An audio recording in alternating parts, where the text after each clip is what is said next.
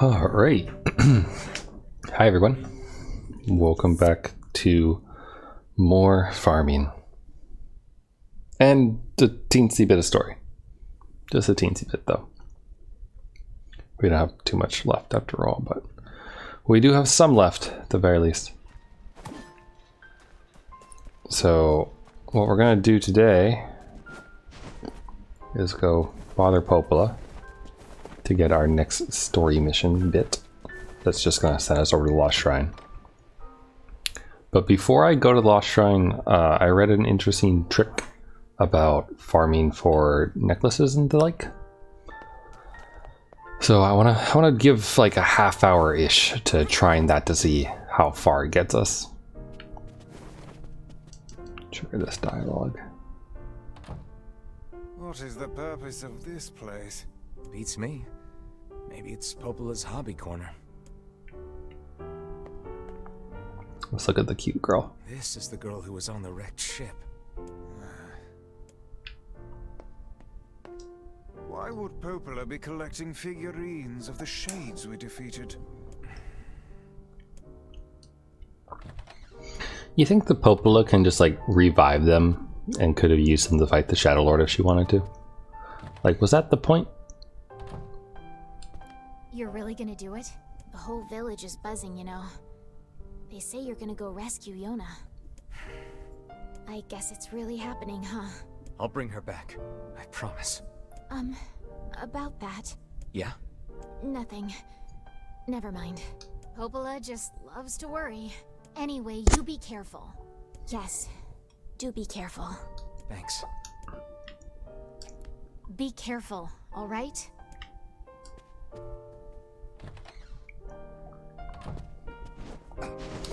Yes. Be careful not to get too exhausted of farming that you just stop playing the game entirely. Just kidding. Nier's not one of those games. Although I wonder how many people it is. How many people it is like that for.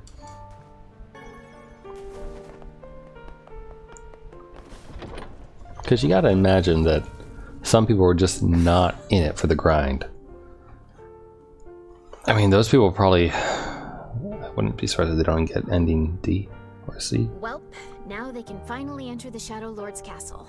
Yes, but we can't relax just yet. If he kills the Shadowlord, the entire plan will collapse. We'll need to restrain him before that can happen. Come on, you really think he'll listen to us? Maybe. It's just... I don't know. Lately, I've been thinking a lot about all the time we used to spend with him. Devila! I know. We can't afford that kind of thing. I get it. But I know you feel it too. Even if I did, we have no choice. We were designed to do this. It's funny, I'm even concerned about this. I mean, it's not like he has a soul.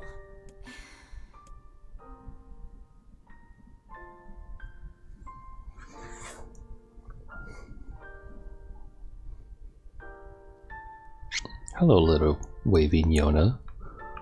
Adorable loading screen.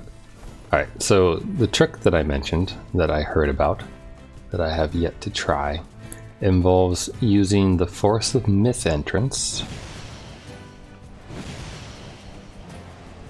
And apparently, from there, if you see the, like all the crazy magic balls flying everywhere, that's an indicator that you have the caster shady type dudes to fight, who will drop the necklaces or the whatever the other thing is that I need.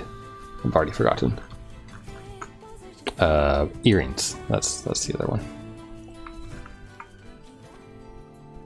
So, also, I forgot. I wanted to check this too.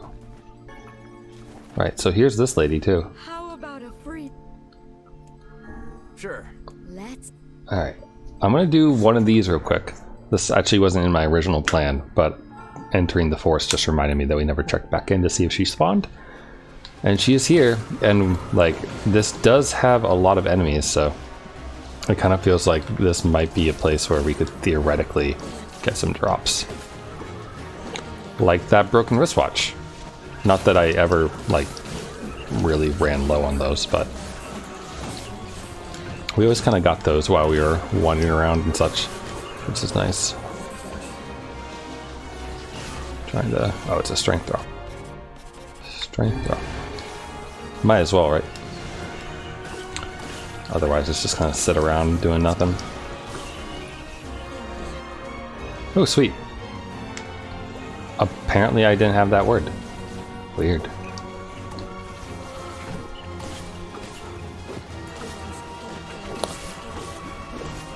I think that that's kind of the purpose of this area to some extent, besides just giving you the pipe.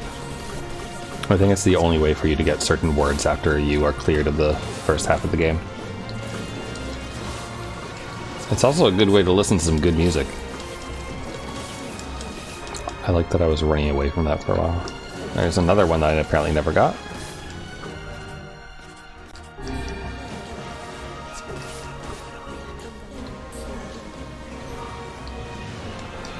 But yeah, happy Wednesday, everyone. It's the middle of the week, the hump day, all that business. So I hope everyone's first half of their week hasn't been too traumatic. And that hopefully you're looking forward to the second half of it all. Dented metal back. I know, I don't know why, but I kind of thought that I was off this Friday, but I just realized I'm not. So that's kind of disappointing when you think that you had a day off and then realize you don't. I mean, I could take it off, I suppose, if I really wanted to, but yeah. Complex machine. Cool, cool. Do we get another big one to fight, or is that it? That's it, okay. So yeah, no fly dudes there or anything, but I suppose if you still needed broken wristwatches, that might be a good place to do it. What was that? I cannot say. I think... You have seen it before. Or at least your body has. Which is you, so you have seen it before.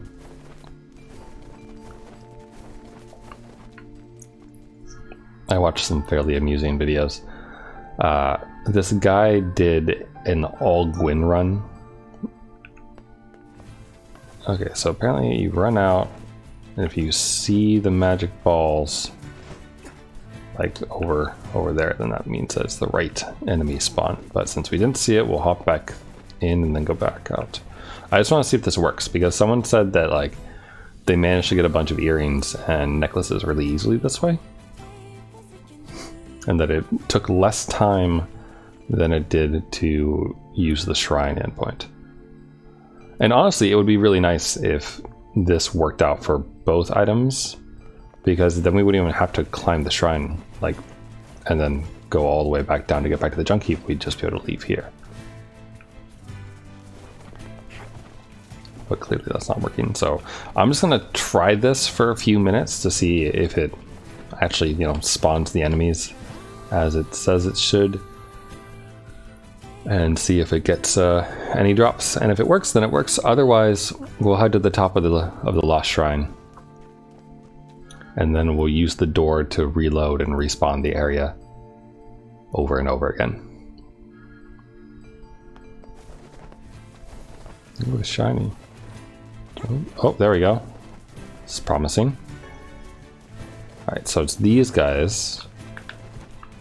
No. Apparently, I think it's those guys you can drop it. So you get one of those there, and I guess you get more of them. Maybe I should have used the boar. But I think there's supposed to be more than one. I just don't know exactly where it is. So I'm looking for purple balls of doom. I also kind of want... oh, hi. There we go. Nothing. Not that I'm expecting to get, like, a bunch of drops, like, right away or anything. Nearly as nice. That wasn't... oh, wait. No, that is a tall dude. Hey. Hey, tall boy.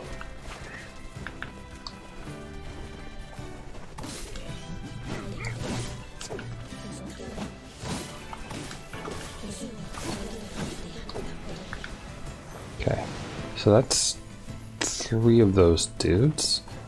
It looks like, yeah, that's another one right there. So we can run around any of them. I think it'd be better to use the boar. Though I don't know, like, there's one thing where I've always wondered about the item drop rate. Like the words that you put into your weapons to see if they work or not.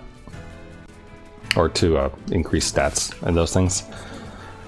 I had to imagine that they don't apply to your boar friend, you know? In which case, running down an enemy with a boar would have the same drop rate as having no boost, maybe? Which might be worse, so...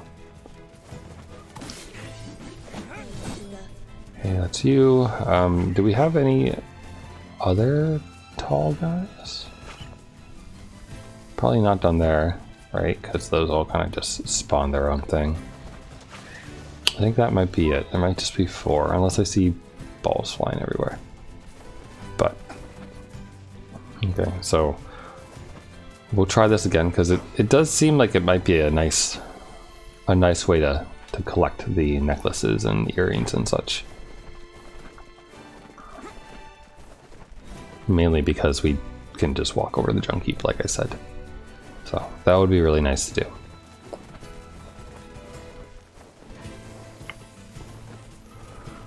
But either way, I'm having a nice day so far. You know, work wasn't the worst, which is always good. I had a lot of meetings, like one-on-ones with my boss, and actually had a good conversation with him. I don't remember if it was the last stream or maybe it was stream before that. It was probably last stream though. I mentioned that... Was it last stream? No, it was probably earlier last week. Anyway, it doesn't really matter. But my workplace, you know, has put out a, like, emailed everyone and let people know what the plans are to return to the office and all that garbage. Oh, did we get lucky? We did.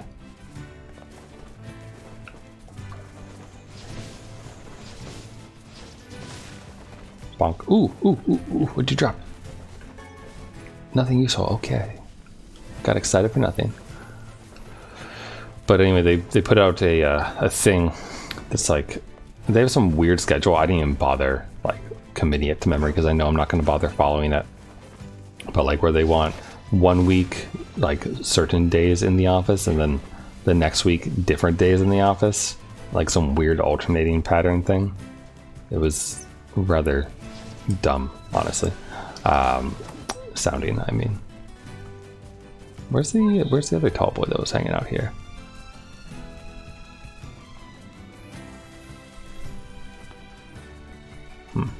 Well, we have this one at least. You gonna give me anything good? No? Okay, time to leave then. And I talked to my boss and mentioned it and such. And it's nice that I have a boss who doesn't really care what we do as long as we get our work done, because he's all on board for some mild insubordination of not following through on the corporate on-high mandates to work like 3 days a week in the office on specific days and all other crap, and instead to just work with your own like close, like the team who's close to you and that you actually work with those people, and like coordinate with them if you all want to be in the office together at the same time or not. And so I'm probably going to end up doing like maybe a day in the office a week during the winter, I bet, and probably 0 to 1 days in the office otherwise. Tucson. So that would be nice. And the only thing that he told me was like, just don't try to get it officially approved by HR to be doing that, because probably anyone who like goes out of their way to ask like for permission basically to work remotely is going to be told no, like just flat out no. So, but the team I work with is co-located across 3 different locations across 3 different parts of the US, so we're already remote and like have worked successfully without any issues there. So there's been no need at all to do anything about that. So, and we'll probably keep going. And until September, being in the office at all is entirely optional. So I don't even have to care about feeling this tiniest amount of guilt from not obeying the rules. Not that I really would, but until September. So that's good. Also, this morning when I woke up, this is unrelated, by the way, to that whole thing. Oh, this is the right spawn. No, I want you to, yes. Okay. So I fell asleep watching Desert P last night because he was playing Xenosaga Episode 2, and I enjoy his Xenoblades too. Xenosaga, his Xenosaga streams, because the game is just, there's so much insanity in that game, you know? Like a lot of space politics, a lot of interesting stuff, but also just like some really bizarre things. Okay. So it's fun to watch, is what I'm saying. Oh, where do you come from, little buddy? No, it's target the big thing.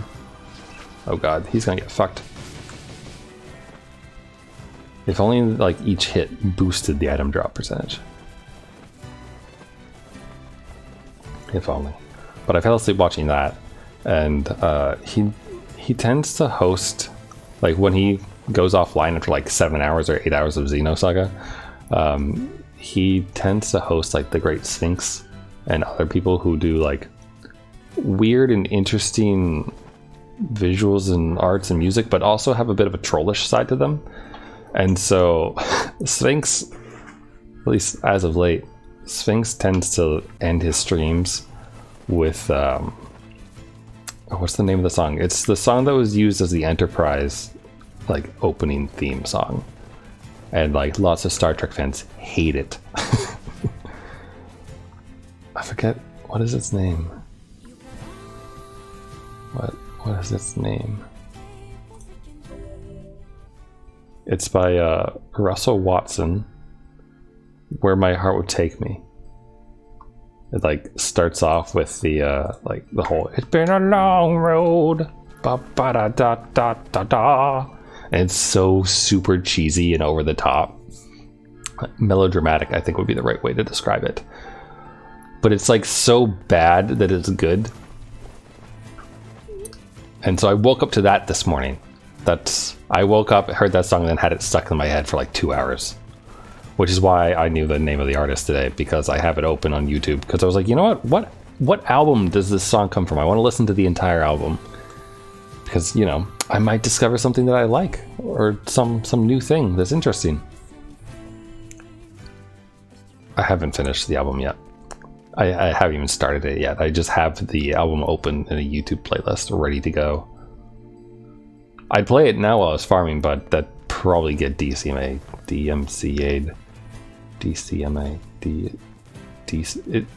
Shoot, I made so many jokes about Devil May Cry that I can't remember the right acronym anymore. DCMA. That'd get DCMA pretty fast. So probably not going to do that. But it's a very sappy, melodramatic, cheesy, over-the-top song. So it was amusing to me to wake up to it, because it's not the first time. And like, just like eyes opening, brain coming online, and hearing that song, and immediately just at the start of my day went, oh god damn it, desert. It was fun though. Oh, you're up there. I can't actually see if you dropped anything, can I? The answer is no, you did not. Okay. Let's go kill the one over here then. So we get 4 shade spawns, which is pretty good. I think in the Lost Shrine's roof area, I believe we get at least 3, possibly 4. But at least 3. Because there's 2 like up at the top of the ladder area, and then there's another one. Well, maybe it's 4. Not sure. Might be the same. But either way, I'm committed to trying to see if I can get either an earring or a necklace from doing this for a little bit. So I'll give it like, I don't know, another 5 to 10 minutes or so to see if I can get any of them to drop. And if none drop during that time, then I might call this the plain strategy here that we're doing to possibly be a bit of a bust. Not that I don't think it will work, but I feel like most people in general recommend the Lost Shrines rooftop as the place to farm. Though it is nice to just like, you know, quickly cycle the enemies out here as well, because you can kind of tell with how shady it is, and since they cast all those magical balls, you can quickly see if you got the right spawns. But I think the Lost Shrine is always the same spawns, so it's also consistent in that regard. Just if you don't dash and poke correctly from the top ladder over to the other side, then you have to spend time I want to say solving the puzzle, but it's not really a puzzle. Moving the blue box over so that you can get on top of the other area in the shrine. So there's some time lost there, I think, as opposed to the time lost here that you get from just running around the field killing things, as opposed to being in a smaller area. But it should work either way. Yes, I think so. So while we farm, might as well mention what I've been up to as well. I've been deciding on what game to stream for tomorrow and Tuesday, Thursdays. The Humble Choice, it turns out I haven't looked at Humble Choice for like 2 months or so. Like, just ignored the email notifications telling me that I should go look at my my options and whatnot. I grabbed a couple games out of it, but none of them really feel like stream material. Mainly because like most of them are just like, that seems like it could maybe kind of be cool. Maybe I'll do that, I guess. So like, there's not a lot of excitement to play it, and I feel like you want to.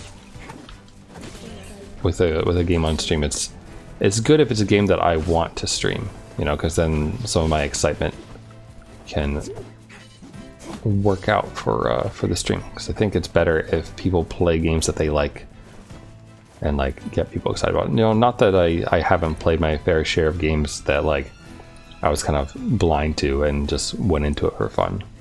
There've been a couple of those that like worked out really well, and I ended up enjoying them a lot. But I think the last game that I played, where are you?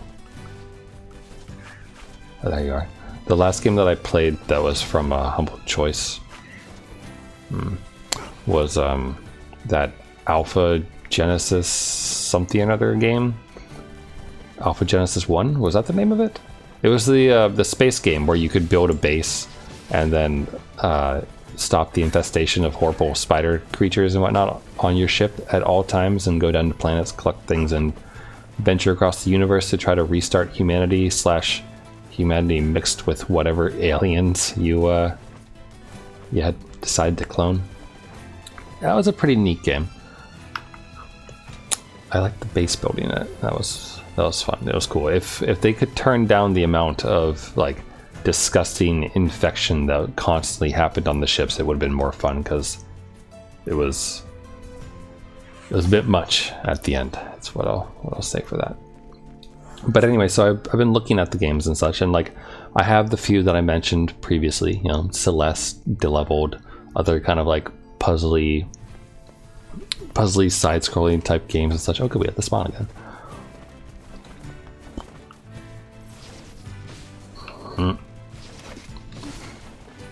Give me your gold drops.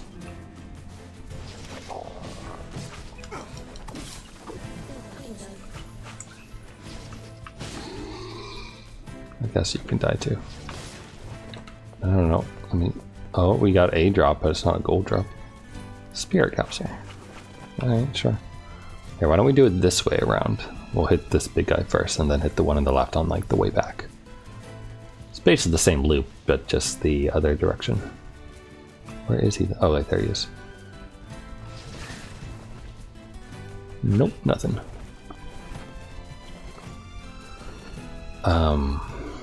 But yeah, generally speaking, the humble choice stuff, like, they kind of have a shit collection of games most of the time, don't they?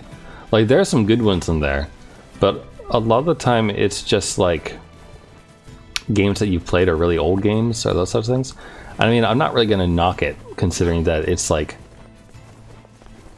what is it, like $12 or something? Or like $13 maybe? Or $12.84? It's some weird amount that's low and definitely beneath $13. And you get, if you have like the legacy plan that I have, because I was doing the bundle monthly or whatever it was before it changed to the humble choice and they started being more dumb, you get to choose, any of the 12 games that you want. And I gift a lot of those away. A lot of the time I find games and then like ask my friends if they want them, because I don't really want to play them. Like the other day, or yesterday really, there was a game called Bemothered or something like that. It's like some horror game, and I asked Itanes if she wanted to play it because I had a key for it, and she declined. She didn't really want it, so. And I'm probably not gonna use the key. And I looked at its Steam reviews as well, and they don't look great. That's not that Steam reviews are, the end all be all of this type of thing, but a lot of the flaws that were being discussed and like talk about the gameplay kind of being complete shit and the story being like scatterbrained and all over the place and not really working and just sounding like someone described like a world that they wanted to build and then just threw ideas on the page. It didn't inspire a lot of confidence, I guess, as far as like quality of the game. So not gonna do that. And horror games, I feel like you need some good quality in there to really enjoy a horror game. I mean, the last one that I played was, well, I guess we played Resident Evil 2 on stream very briefly when my brother was visiting that one time. But the last game that I really properly streamed that was horror was Amnesia. What did they subtitle the last one that just came out? Where you're the lady who's pregnant? Amnesia. So let's see, it's Dark Descent, Machine for Pigs, and I can't remember its subtitle. It wasn't like Origins or something, was it? Or like something along those lines?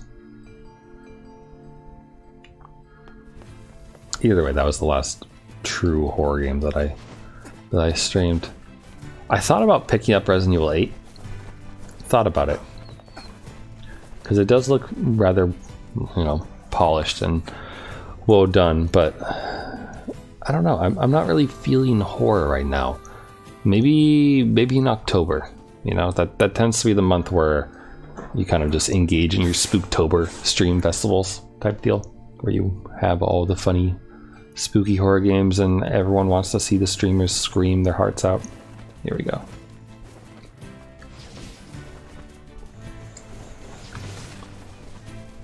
Anything? Nope.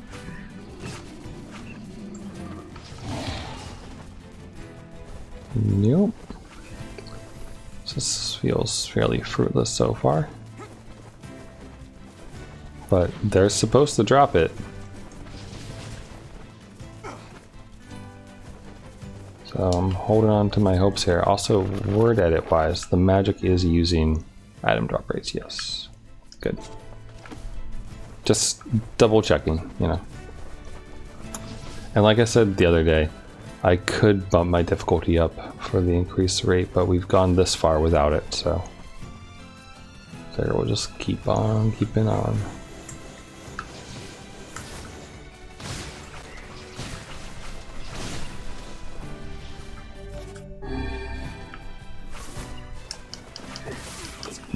Really wish I could just get like one drop as some kind of validation that I'm not losing my rocker and it's like not these shades or something. We only need 2 earrings. 2 earrings, 4 necklaces. So we're kind of asking for... Actually, we're asking for 1 less item than the last time we did farming. Because yesterday, or not yesterday, well yes, how about yesterstream? That's how we'll describe it. Yesterstream, we got 4 steals and 3 bracelets, so we needed 7 things, but this time we only need 6. 4 necklaces, 2 earrings. I just want 1 from this region. That's all I really want. 1 from this region. I mean, ideally, you know, all from this region, but just 1 to prove out that yes, indeed, this has got them all.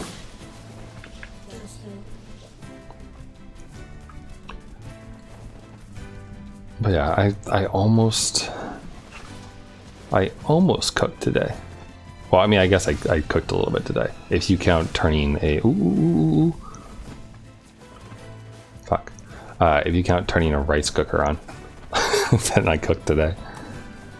I got, Oh, right. I was about to start talking about my breakfast, and then I realized I didn't stream yesterday.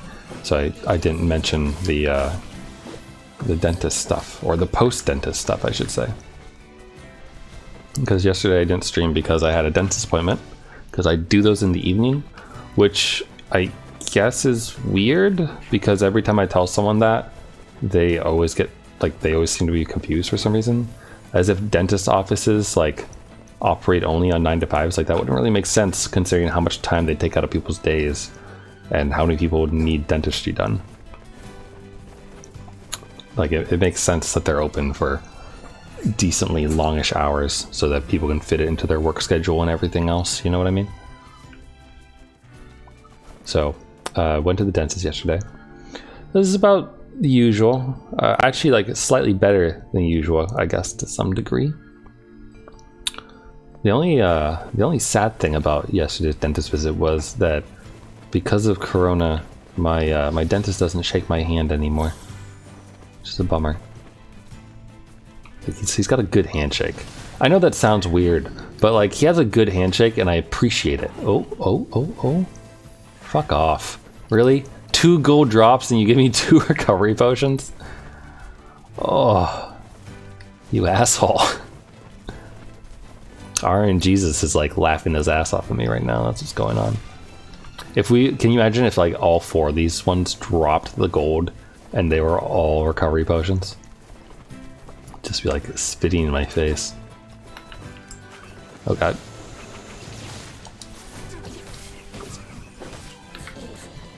Alright, got nothing.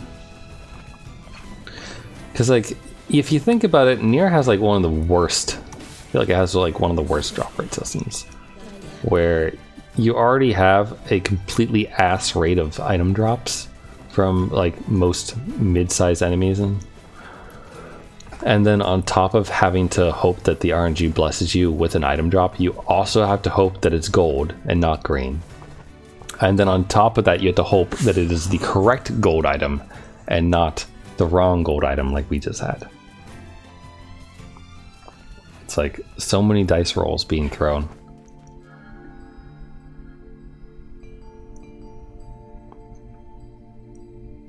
But anyway, most of the time the dentist, like, you know, find something new that they want to keep an eye on, or those types of things. Okay, there's a big guy.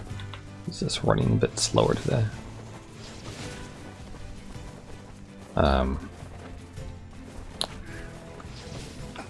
Nice miss. But besides the usual bleeding, it was fine. Because like, whenever the person who cleans your teeth, like the I don't know if they're like dental assistants or what their proper name is, or if they're just like mini dentists or something, but whenever they clean your teeth, like a lot of them are really rough with their medieval instruments. this is coming from someone who actually does enjoy going to the dentist, because I like just reclining in a chair, not really having to do anything besides open my mouth and just enjoying someone go to work on me. Like, just relax, leave it in the hands of the experts, feel them clean your teeth. Like, when they're done, you walk away from it all and your teeth have like that weird new feeling, like where they feel like they almost like don't fit quite right in your mouth anymore, because like whatever buildup that you couldn't get, or those things have been removed, so now there's like all that extra space going on, or something like that. But I've had some like rather gentle dentist assistants. That would not describe my current one. She's really nice. We talk about baking. Like, she apparently makes like tons of exciting cookies and things during the Christmas season, and she has recently grown to not appreciate the lack of appreciation from some of her friends when she spends like hours making like 10 different kinds of cookies that each take like a bunch of different amounts of effort. It's like dyed doughs, twisted doughs embedded with things, all sorts of like interesting things. Like, she told me about the candy cane cookie, which actually sounds kind of neat. So like, you make like 2 thin things of dough. I don't remember what kind of dough, probably sugar cookie, honestly. But you make 2 different kinds of dough and you dye them, or you dye one at least red, and then I guess you leave the other plain. So it's probably like a sugar cookie type deal. But then you wrap them together, like twist them together so that it's spiraled like a candy cane. And then you take like pieces of candy cane, and when the dough, or when the cookie is done cooking in the oven and it's still hot and it comes out, you embed it with the pieces of the candy cane, kind of like sprinkles almost. And that sounds pretty good, I think. Like, it would definitely be like a little delicacy type treat and whatnot. But she doesn't like giving them to some of her friends, because like, after she went through all the effort, she asked the friend like, hey, like, which one did you like the most? Because then she'll know and she can make those ones next time instead of making 10 different ones. And her friend was just like, I really like the brownie. And she's like, oh, okay. Which is like, I guess like a store-bought mix of brownies or something like that. Like, she went up and above beyond the Call of Duty for the cookies, but just took it easy with some brownies and such. And like, after her friend said that, she's like, well, which of the cookies did you like the most? And she was like, oh, they were all good. Like, no indication of which were good and bad. And having just spent the weekend with my friend and cooking breakfast for him both days, and also making a bunch of cookies so that he would have something to like snack on and whatnot, like when it was late night time and I fell asleep and he kept on gaming and those types of things. It's appreciative when like someone likes the food that you like, or the food that you make. And also, one of my coworkers had the long weekend. I gave her my cookie recipe beforehand, and I got the message from her yesterday. Yeah, yesterday. She told me that the cookies turned out really well.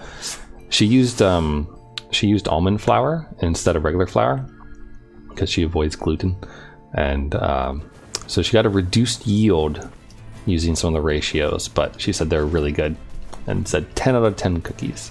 So it's nice when you get feedback about these things, especially if it's something that you like made yourself, which like those cookies that I've been making, the hazelnut ones and whatnot, like the base of them is a recipe that I found online, but definitely swapping out like a small amount of the flour for the hazelnut and then putting the red bean paste in between them and such, just kind of made it my own recipe more so than it was the previous one, or the previous owners, as it were. So it's my recipe, so I feel proud about it when like people tell me that it's good, I feel like that's understandable. Like when you make things and you put it in front of people and they go, that's good, it's a nice feeling. to some extent, I feel like it's almost the same type of thing as making a low quality, not low quality, a low effort shitpost, and then like it getting a bunch of views on YouTube or something like that. Because it's not so much about like the dopamine from the numbers, because I don't really care about the numbers. It's more about like the random comments that people leave sometimes. That's what makes me amused. Because I mean, like, my videos, like, if like one of my videos got like 1 million views or something like that, right? And tons of likes and all this stuff, but no one commented on it, garbage video. I like comments, that's all, because I like, you know, I feel like it takes effort to leave a comment sometimes, so even if it's just like a quick little thing, it's still appreciative, I think. And I see that a lot in on like art Twitter and such. Like a lot of people will like, less people will retweet, but a lot of people, you know, will like art on there. But sometimes you see these tweets with like this, like a beautiful work of art done by someone, and they, you know, they're posting it on the internet for everyone to see. And there's like 3,000 retweets, 10,000 likes, and 2 comments. It's like, why is it so hard? Why is it so hard to just tell someone that they did a good job, or that like what they did was really, really beautiful, you know? I mean, I'm sure it's different for every person who makes something. Like, I'm sure lots of people just enjoy like the straight numbers across that, but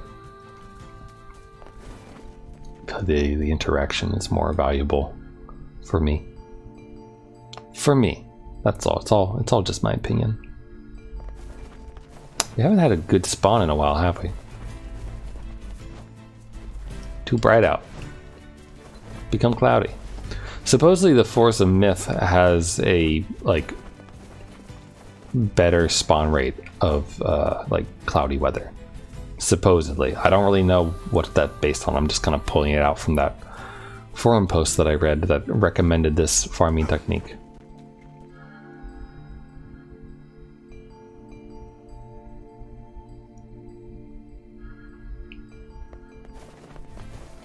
Oh, I think we got it. Yep. Oh, good. Nothing. Nothing.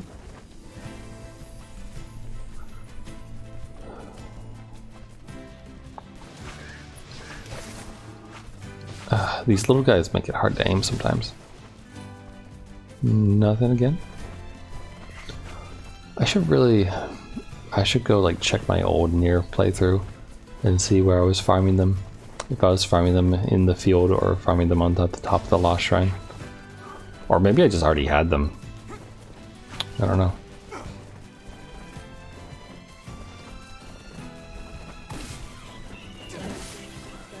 I could always find out, I suppose. We could pull up, that would be meta, we could pull up my old stream and turn that on so we'd have 2 times the amount of farming going on the stream. Although I think then you'd have to hear me twice, and I could argue with myself. So then you would just get like a treat to like my own internal monologue, I suppose. That's amusing though. But anyway, so after getting my teeth cleaned yesterday, and being told by the dentist that, you know, things are good, keep on, you know, doing the same thing for your teeth as you've been doing. I promptly went to Starbucks. So promptly did something that's probably not great for your teeth, aka drinking some coffee derivative. Especially Starbucks, because not only is it just a not only is it a derivative of coffee, but it's coffee with like a bunch of syrup poured into it. Because I like white chocolate mochas, which have some form of white chocolate syrup. Why does the lock-on go behind me like that? But it was really good. Like, I haven't had Starbucks in months, so it's not really a usual thing for me anymore. which is good for the wallet because it is expensive, I will say. Like a tall white mocha and a bacon Gouda sandwich, it's like at least like $11, I think, or something like that, which is a lot to spend on breakfast, considering that you could just spend like $4 for like a half gallon of milk and maybe like $3 to $4 for like a family-sized box of Cheerios and have breakfast for days, which is less than that Starbucks and bacon Gouda, which is only one day. So, but that said, it did used to be part of my routine of taking the bus into work and whatnot. I'd go and there was a Starbucks near the bus stop, and I'd get that as like part of my waking up and just existing thing. It was the treat of the morning, like basically treating yourself for managing to get out of bed that morning. Which, you know, if you do, there's nothing wrong with that. There's nothing wrong with treating yourself if you really feel like you need it to power through. Like if you're feeling sad or depressed or something like that. And if it lifts your spirits up, then great. As long as you can kind of keep it in moderation, you know. But I had just the white chocolate mocha yesterday, and then the cashier really wanted me to buy something else because because her pastries were going they were going to expire. Like, I guess they last for about a month. So if you're ever in a Starbucks and you're getting yourself like a cheese Danish or those types of things, know that the little plastic bags that they have, oh good, spawn again, the little plastic bags that come in do have a like produced on date, and that depending on what day of the month it is, you might be getting like month old stuff. It will still taste fine, don't get me wrong. So it's probably got more preservatives than King Tut. But I brought the Danish home and had it for breakfast this morning, which is why I thought of it. And it was a nice walk, like 40-ish minute walk or so, something like that, there and back, with like an extra 20 minutes for going further downtown to the Starbucks and back from the dentist place. Where are you? Where are you, big boy? There you are. Give me a drop. Nope. All right.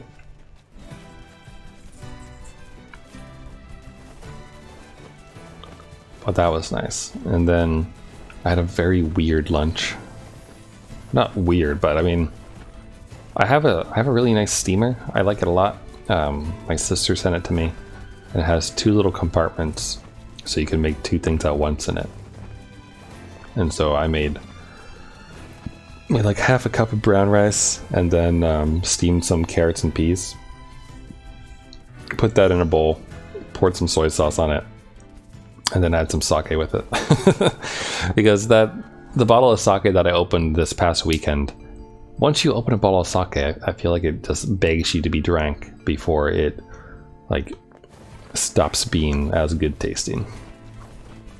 And there's not too much left. There's like a finger's worth left at most.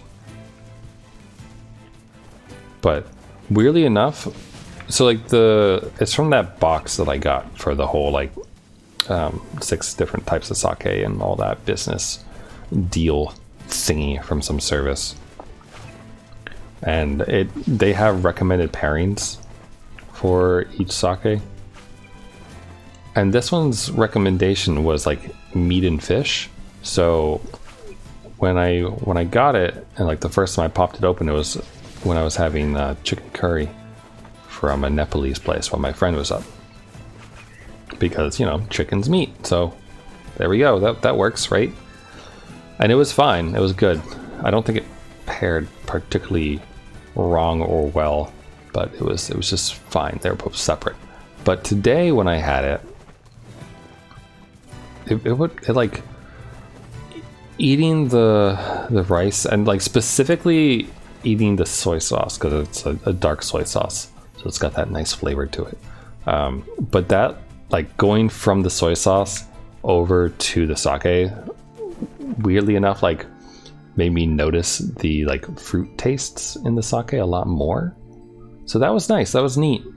I don't really I don't profess to be any form of expert on drinking beverages or anything like that, but it is nice when like certain flavor combinations like play off of each other, I guess, and you get something like that. So it was neat. So I mean, if you ever find yourself drinking a sake that's supposed to be fruity and you feel like it's not actually living up to what it's supposed to taste like, try eating something like vaguely soy saucy or maybe like teriyaki-ish beforehand and then eating it, or drinking it rather. Just a thought on how you might improve a beverage drinking experience. Fuck off! Wow, that is like sad.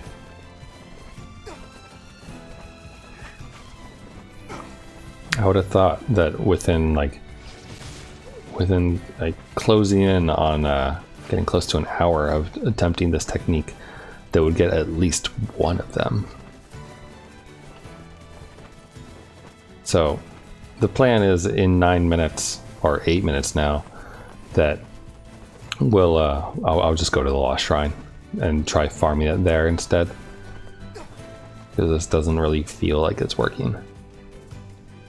If I had been farming for recovery potions, then yes, this would have been working excellent. But I don't think that's the case.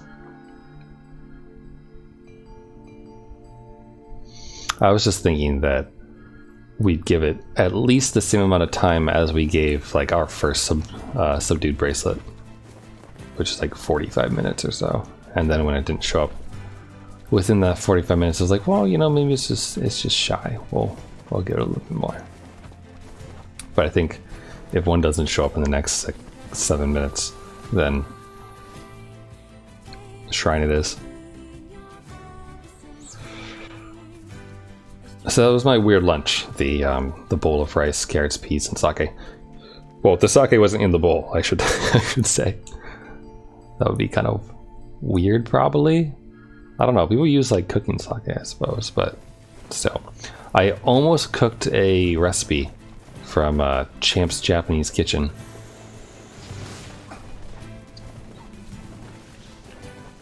Fuck. So Champ's Japanese Kitchen is a YouTube channel, very new, by the way, like only has 2 videos on it. And it is a boxer. He was a like a Japanese pro boxer. And he doesn't box anymore, but he became a chef, and now he's doing a YouTube channel, and he wears his like championship belt while he cooks, which is kind of fun. And also, like, if you look at the dude's face, like the moment you saw his face, you'd be like, oh yeah, that guy got in a lot of fights, didn't he? Because he's got like that cauliflower face, where you know he's just been hit and beat on tons of times. So yeah, but he has 2 videos, one for teriyaki chicken and one for ginger pork, and I almost made the ginger pork today. I was this close to going to the grocery store and grabbing like pork and stuff to make it with, and ginger, because I don't have any ginger. I have garlic. It's a really, really simple recipe. You grate. Oh, I don't even know if I have a grater. Note to self: buy a grater. You grate ginger and garlic together, and combine it with like 1.5 tablespoons, probably tablespoons. 1.5 tablespoons of soy sauce and like another tablespoon of cooking sake, and then a cup or 2 of water. And mix that together, and then you marinate like thin slices of pork shoulder in that for like 5 to 10 minutes. Then after that, you just, you know, oh, hey, there's the necklace, forlorn necklace. Wait, was that green? Are the necklaces green? All right, well, that's one. That's one. What? So wait, it's green, not gold? Huh. But yeah, so then you throw some olive oil into a pan and like just you cook them for a minute on each side, I think, the thin pork slices. And then after that you dump the rest, like your marinade, into the pan and like toss it around for a little bit, like 30 seconds or so, something like that. And then you put it on a plate. And he served it with cabbage and tomato, like just thinly sliced cabbage and a couple of tomatoes for like garnish, essentially. And it looked tasty. It looked tasty. But like I said, I don't have a grater, so there's that. And then also the only place that, like the place that I use as a market near my home is overpriced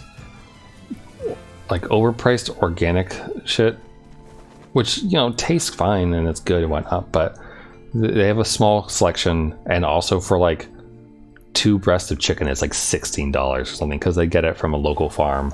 And so like it's really good, it tastes nice, but I don't want to spend $16 on 2 pieces of chicken, you know? Like, even if I could pound it flat and probably get a couple meals out of it, like, yeah. And in this case, you need pork shoulder, and I don't think they actually sell that. And if they do, it's probably like 20 bucks or something. At which point it's like, well, really doesn't feel quite worth it at that point. So we'll see though. So I plan like maybe sometime when I become less lazy. Okay, this is gold. Recovery potion. When I become less lazy and I take my motorcycle out again, maybe I'll go to like a Shaw's or a Hannaford's, or like where did he go? It's like obliterated him out of existence.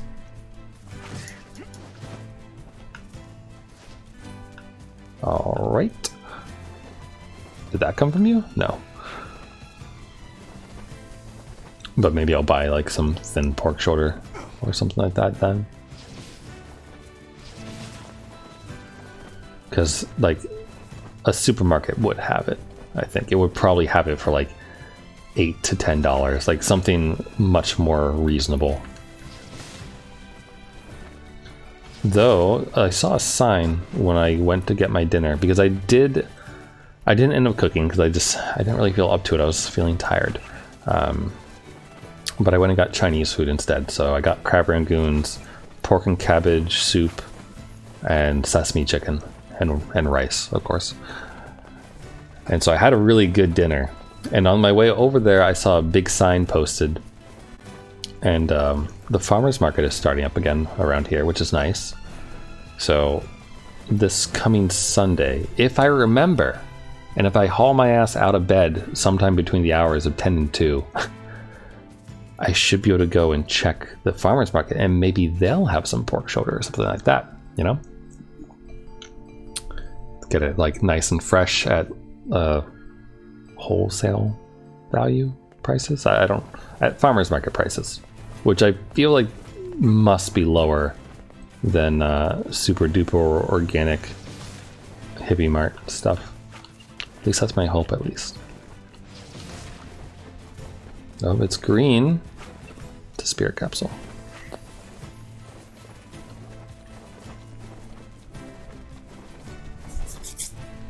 Actually, is this what I did last time in my previous playthrough? Did I end up farming for necklaces here? Ooh, hello. Are you a recovery potion? Yes, you are. I should just go sell all my recovery potions. Maybe we at least make some money off of this.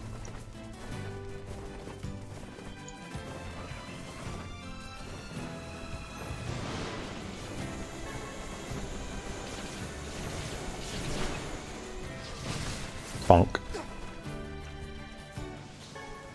Schoolbook. I mean, it's fine, right? Okay, well, it has been an hour, but we did get a single forlorn necklace. So I'm gonna save here. And then we'll go to the top of the Lost Shrine and we'll farm there for an hour and we'll see how the rates compare. Like, if we get more than one forlorn necklace in the Lost Shrine's roof, then we'll stick there until we get as many things as we need. But if we don't, I don't know, maybe we'll come back here.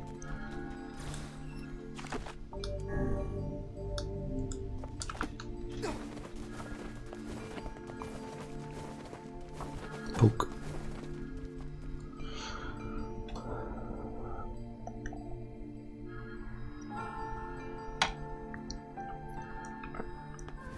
After my dinner today, though, I felt kind of heavy. Oh, hey. Well, you know what? Might as well get one for the road, I suppose. I'm not gonna look a gift horse in the mouth. What exactly is a gift horse?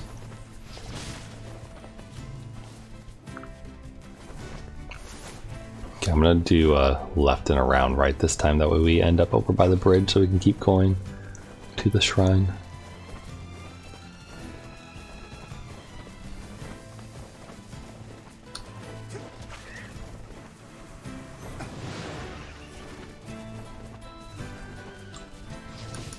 Wow, that actually hit him.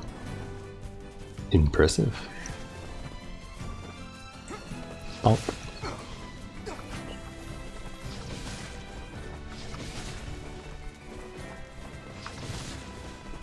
And we have a recovery potion. Man, if that had been a forlorn necklace, I might have stuck around here for a little bit longer. Just because. There's another tall guy over here, right? Or my... Oh yeah, I see him. We might as well kill him too.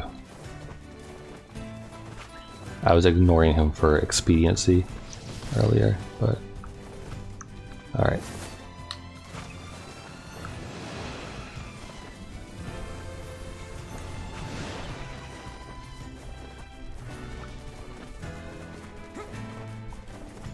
Hello, boatman. Take me right over there. Well, you're not really bringing me too far. Just tell me where you're going, and I'll take you there. No charge.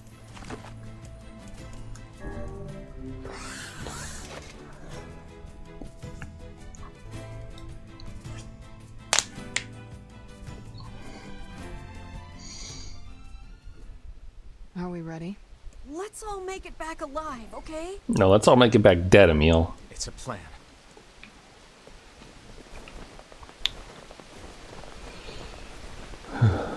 So thus ends the first hour of our farming. And an hour spent basically talking about food. Which isn't a bad thing to talk about, I think. It's probably more that we could talk about, but...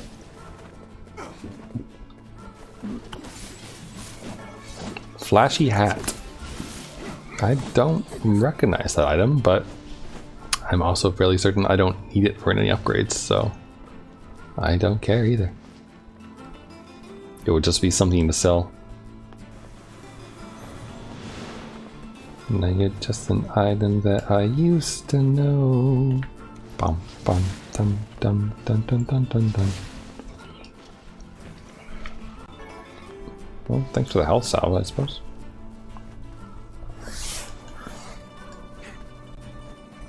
I wonder why they keep the drop rate so low in the game. Like, there must have been discussions about it or something, right? It wasn't just like some sadistic programmer inputting the default values for drop rates.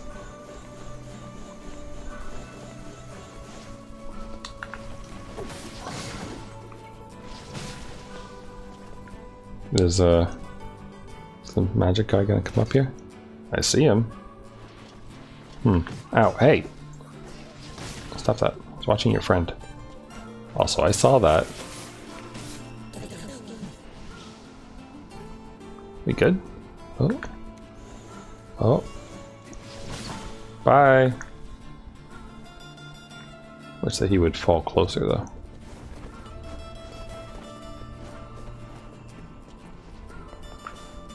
Hold up. No, stop. I just want to look at the area around us. We got like skyscraper remains. And like a big ass dam, it almost feels like. Yeah, definitely feels like a dam.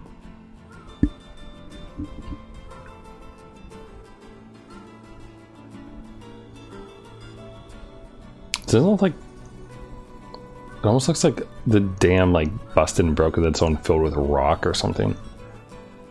Or maybe they just built around it. I don't really know. I mean, this piece right there looks like it's kind of built around it, maybe.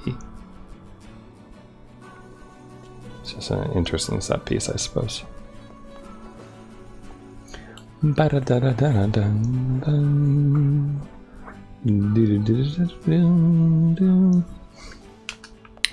right. I wish my brain like managed to like maintain one state of like one thread of thought before it moved on to the next sometimes, because it clearly doesn't a lot of the time. Because I just remember something I was talking about like a half hour ago and realizing that I didn't actually finish my thought at all, which is talking about what game to stream tomorrow and the next day. Or not, and the next day. Tomorrow and future Tuesday, Thursday streams. Until Nier is finished, and then the game would probably take the place of it on the Monday, Wednesday, Friday rotation. So I haven't decided if I actually want to tell you or not, because it might be kind of fun for it to be a surprise. But I will say that it's a game I haven't played.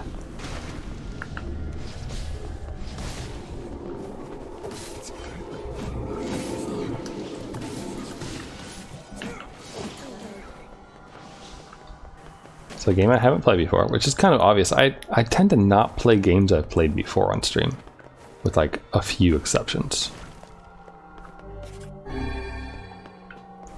But I do like, you know, experiencing new things for the first time with all of you so that we can all experience it and get that feeling together. But it's also not in the same genre of most of the things that we played recently. And it is a sequel to a game I played when I was younger. And best of all, it's free. Which was a pleasant surprise when I went to go look up to see how much it would cost me if I wanted to play it. So, that said, it's I'm not sure if I really want, like, I'm still like partially debating it in my head on if I like want to stream it or not, because it's gonna be I feel like it's gonna be a major time commitment, and that we're probably gonna get like at least 12 or more streams out of it, just because of the nature of the game, which is, it's a good amount. I mean, so like not a bad thing, I think, for a free game to end up giving you a good amount of time. So your money worth is definitely there when you don't have to pay any money. What is going on here?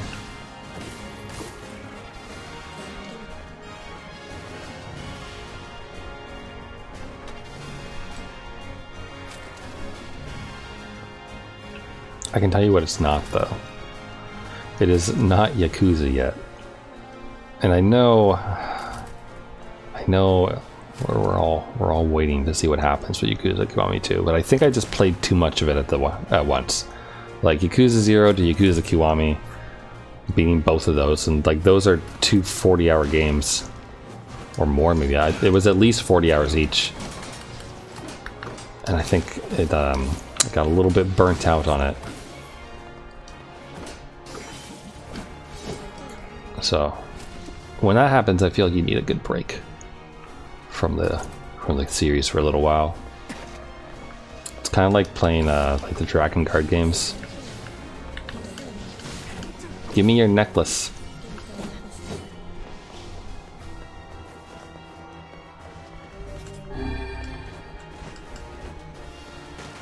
I feel like I'm the guy who robs Batman's parents or something. Give him the necklace. Give me the pearls. And then somehow in like one of the recent adaptations of Batman, he like shoots and the pearls get stuck on the gun's whatever the piece of the gun is that like goes backwards when the thing fires. It's not the barrel, it's like a different piece, right? That it's got a name. But like just absurd and like only for dramatic effect.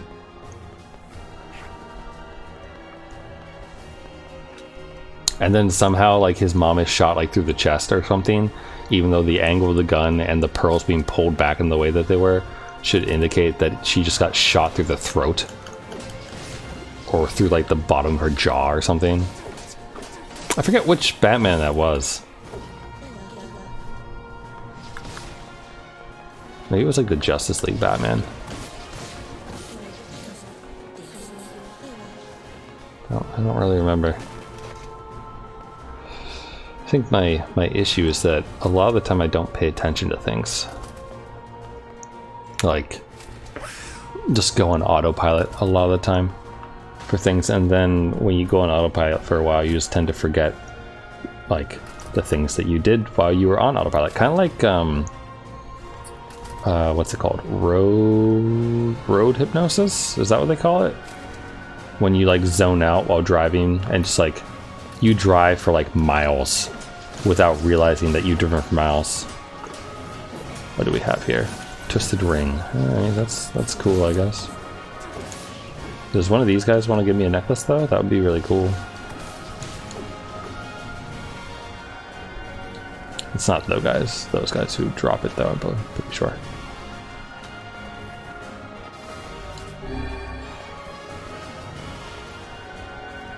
Two strength capsules, okay. Oh good, we're level 57 now. Because I really needed more damage. 2 health salves. Apparently I should be using health salves and not medicinal herbs. How weird. I love the horns there. Dun, dun, dun.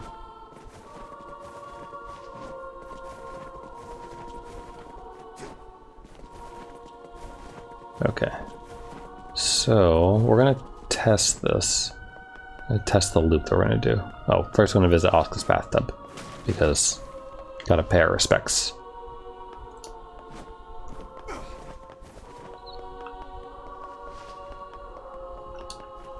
Also, I saw some insane feminists complaining about people who dislike Shinji having like the same tendencies as him or something like that. As like a broad sweeping generalization. I found it amusing because I bet you that same person probably has a... Oh fuck yeah! Forlorn necklace! Okay. Either we just got good RNG or this location is definitely better for it. Because that's 2 out of 4. I also need the earrings still though. Is it this hallway that spawns new enemies? Yes.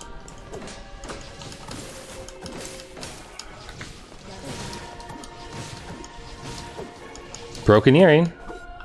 Fuck yeah. Alright, we are halfway there on both of the things we need. Okay, so apparently you can get over there. I don't know if it's this, it must be this one. Alright, hold on. So let's try this. Apparently you can get over there by doing the poke. I don't know if I believe it, honestly. Maybe with the extra height? But I do want to see if it works, though. Because if it does, then that means we don't have to solve the puzzle over on the other side. Maybe not from that one, but from the one above it? I think the I think where I was reading about this strategy, there was a link to a YouTube video that showed it, but I didn't bother looking at it. Maybe you go this way? Nope. Weird. Alright, well let's save. And then we respawn the area by going in here and then leaving. And supposedly that will respawn all those enemies. Such an ominous sight. And yet I find But we'll it let Vice talk strangely first. nostalgic. Yeah. This is where Vice and I first met. And first fought together. Wow! This is where you used to live, Vice? Well, yes, I suppose. In a technical sense. Pretty nice digs for a floating magazine. At least it was free from annoying hussies like yourself. I like that Nier conveniently leave. Oh shoot, we didn't go up to the top.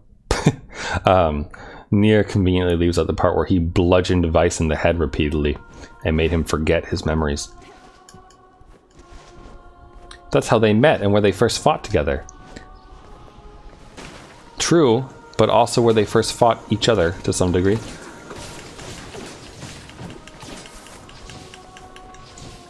You want to lock on? No? Wow, maybe I should use Gluttony here.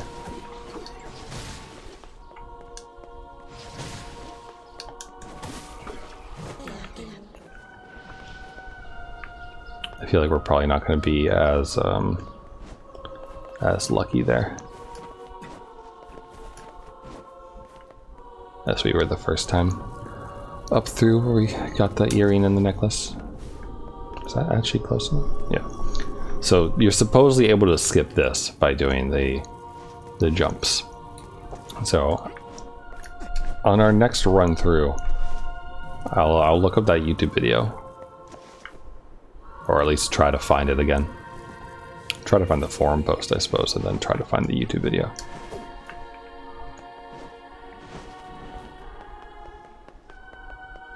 Because it's these guys, the ones over in this area, I think, that you want to fight. Health salve?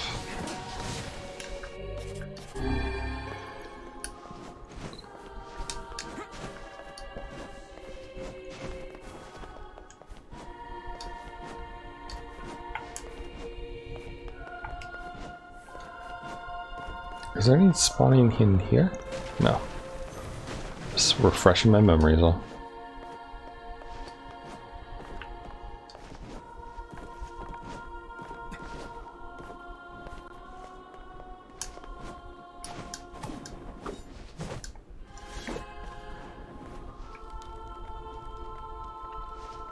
I find it hard to believe that you can get over there, but maybe it's like a specific weapon? Possibly? I also feel like the distance that you travel with the spear has been reduced in Replicant.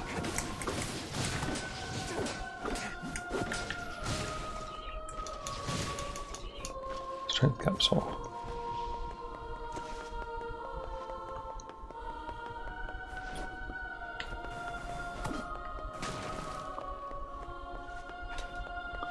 Shouldn't there be... No? No enemies here? Okay. Okay. I guess just moving the boxes around and whatnot confused me as far as like where we were.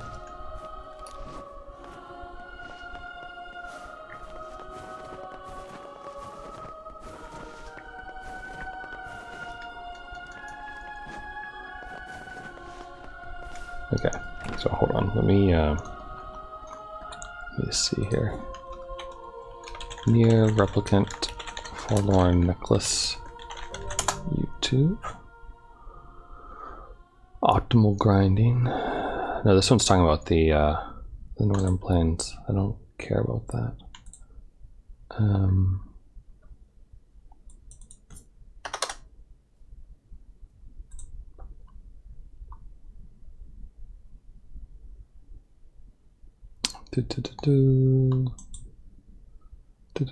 See, it wasn't on I think it was on like old GameFAQs forums.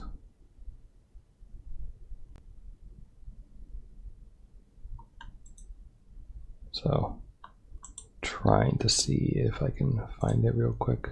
Aha, purple link.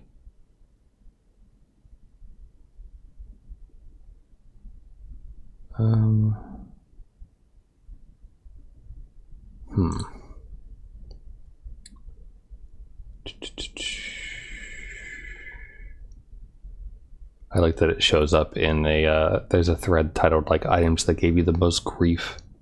It includes that.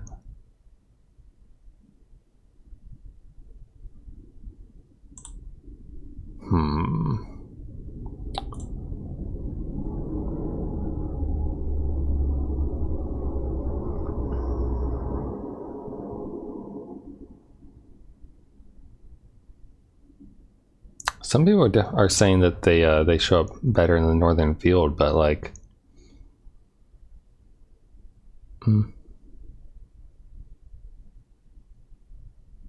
any adult shade on the northern plane can drop a forlorn necklace, regardless of whether they hold a staff. Huh. Good to know. I'm just trying to find Lost Shrine puzzle skip. Skip Lost Shrine first tier puzzle room. Oh, this is the OG. How to skip the first 2 box puzzles? No, I don't care.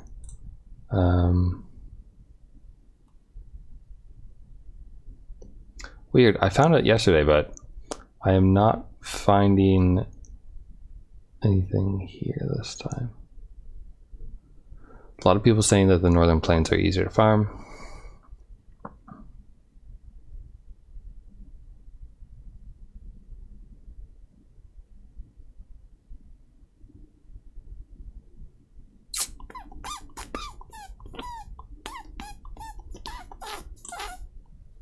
It's interesting to me that they're all saying that, but I could be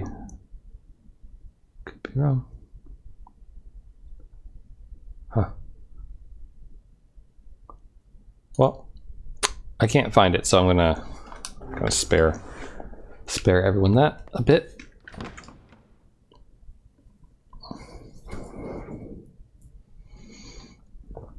Also, we're probably gonna, if we do manage to get all of the items that we need and upgrade all of our weapons, we might be fighting the Shadowlord twice today,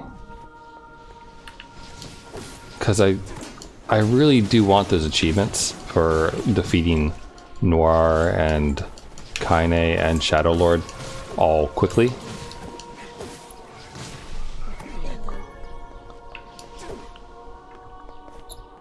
And so we need to skip cutscenes for that in order to get it to pop. So I might... Actually, wait, is it from... Maybe the jump that they're talking about is that you can jump from here and then over or something like that. I did just move it, so... But I wonder if you could move it closer to that one and then jump over. Because it is the same height as this one. And it would be a shorter path. And then you'd only have to jump this one. Although you don't actually have to move that one, so whatever.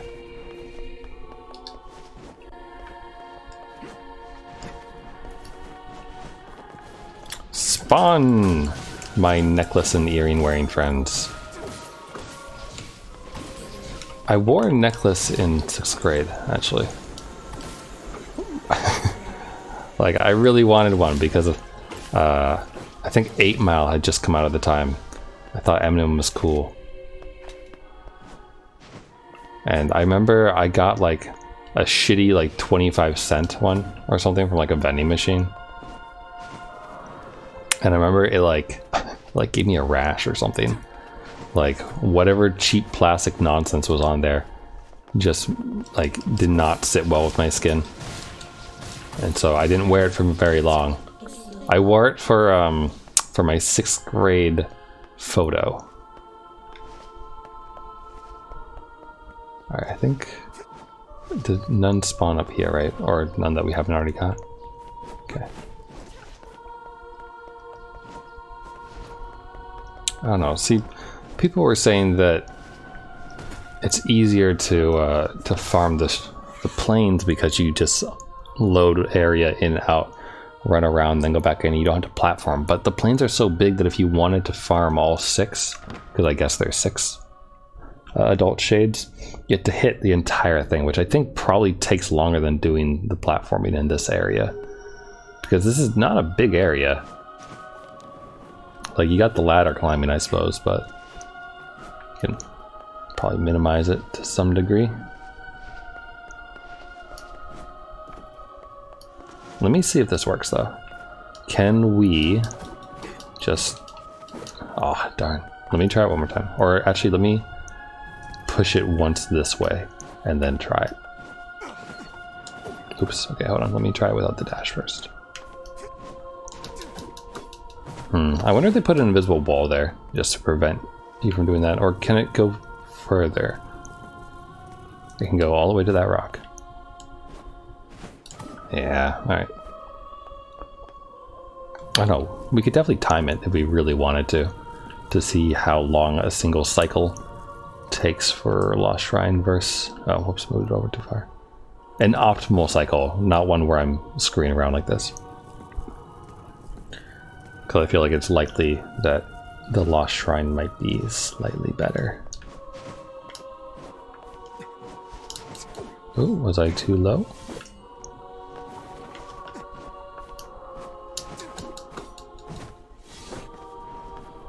What did I do differently last time?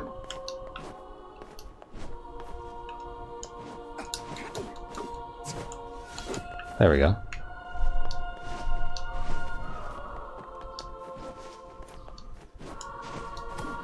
It really matters where you start to poke, whether you're at the apex of the jump or not.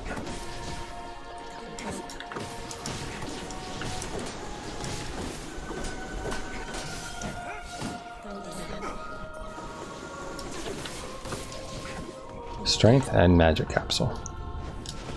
I mean, that's cool and all, but not quite what I want. Also, why am I doing this? Why am I going up here? Don't think we really need to.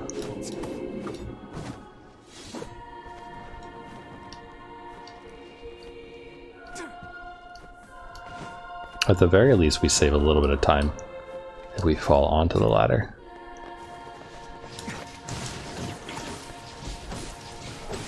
Magic capsule.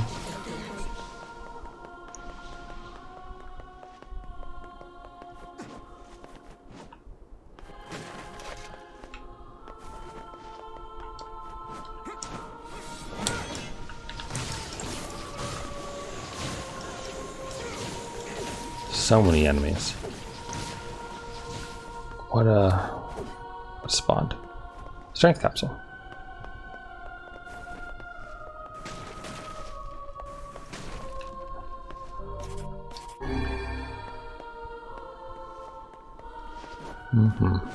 Like I said, I'm gonna give each area its own shot, but I mean, the fact that we got an earring and a necklace here kind of is giving it the advantage to some degree,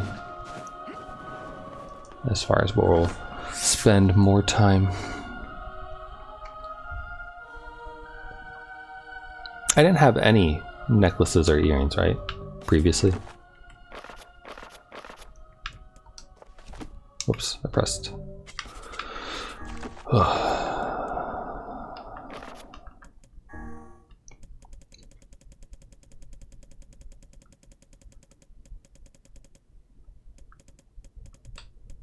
Two, one. So literally halfway. I couldn't remember if I had any previously from just doing random things and such.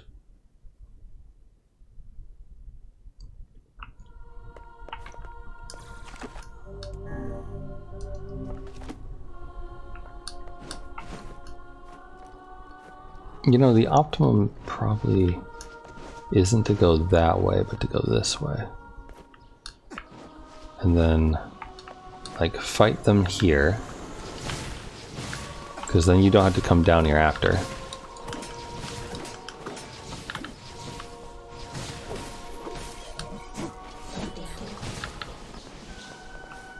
Good there, good there. Strength capsule. Oh, sorry, I don't want to go this way. So, fight those ones here, so you don't have to come back down that way. And then do the puzzle.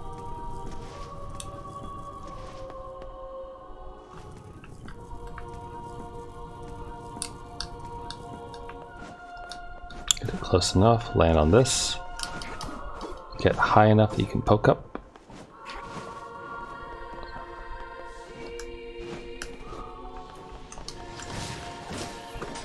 kill these friends here. Maybe actually lock on so you can murder things faster.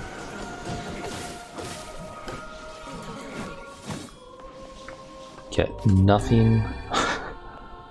What is this? Health salve? Strength capsule.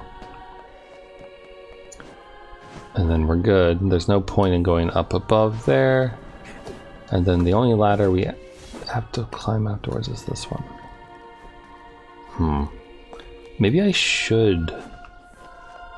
Maybe we should do this upper part when we do the other ones. Recovery potion. Oh wait, what's this? Oh, it's the recovery potion. Never mind. Thanks. So kind. And then, is there one more here or no? No, not at all.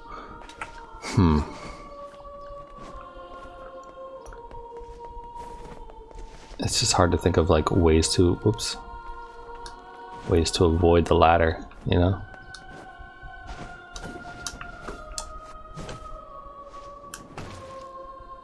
Because you gotta wonder if there's a way to make the crossing there one way or the other that would cut down on the amount of ladder climbing time.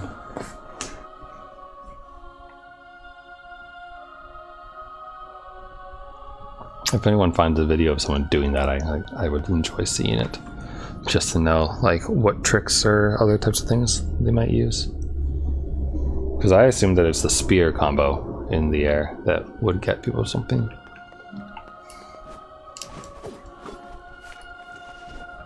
Like, that's a good trick.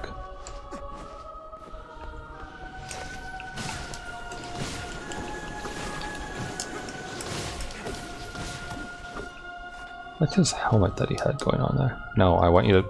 Yes, thank you.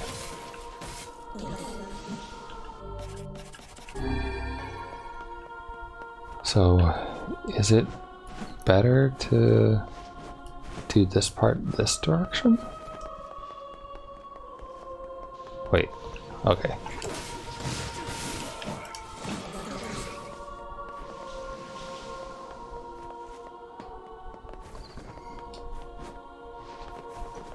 Then we still have to come down here though. Is there a way to minimize this? I mean, ideally it would be great if we could just like poke our way all the way up top from here. You know, like just get the very height of it all. Oh fuck, you can. All right, there you go. All right. So that's gonna help. Less pushing.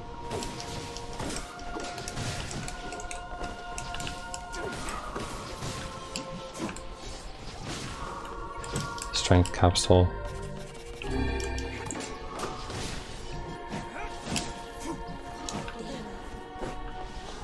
Health salve. Technical guide. Cool. And then there's no actual reason to go up here. It's just kind of a thing. Actually, now that I'm thinking about it, if you can make a jump from here to there, can you make a jump from here up to there? No. Well, we can at least skip a ladder. Okay, I think I have an idea. Hold on. Let's see here. So 134, 30. Okay. So first we poke up here, get to this, make the jump over, and then hit these ones up here.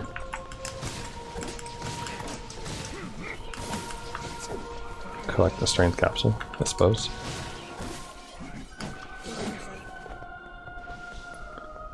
And then from there, come down here to defeat these ones.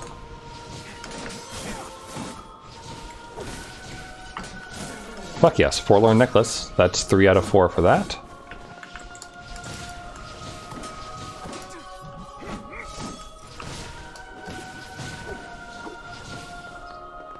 And then those ones out of the way. Come over here. Then gotta time it right. I'm not sure if that one. Yep. Come over here. So yeah, I think that's the optimal farming route for this. Because there's one loop. You only have to touch one ladder very briefly. And then you can start it over again. And that took a minute and 20 seconds. Roughly. Because 1:34:30 was when I started it.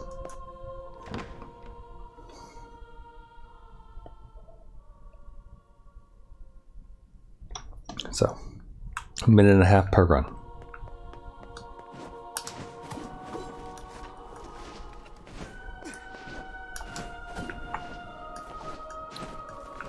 Maybe I should do a slam at that point.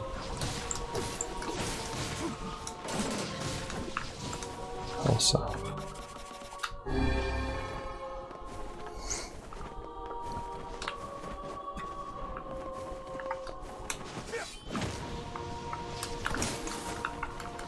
It seems I've gotten all the drops from these ones, haven't I? Pretty much. Another recovery potion. Where did I just yeet him out of existence? Feels that way. Did he go in the next room? No, I have no idea where he went.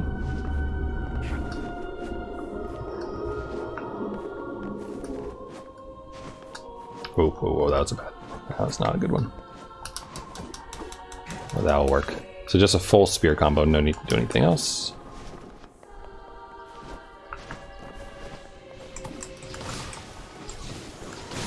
I feel like I should like highlight it or something. The farming thing, and then I can just put that up as a small video on YouTube to help anyone who's also doing this farming.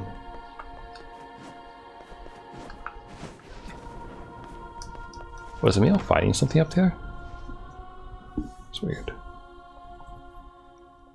But yeah, this is definitely better, I think, than the Northern Plain.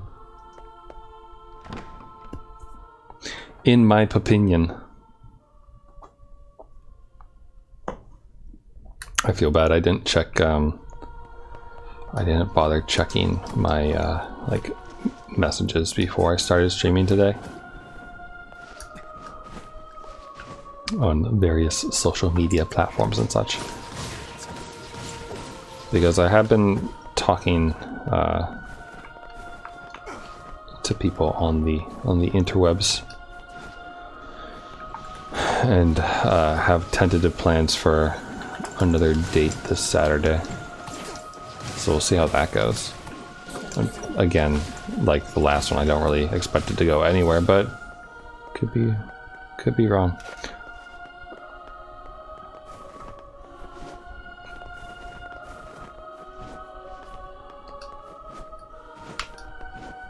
Ooh, that might not have been the right place. Oh no, okay, we can still make it even when it looks kind of hopeless. It's good. As long as we can apply that to our dating life, we'll be okay in the world.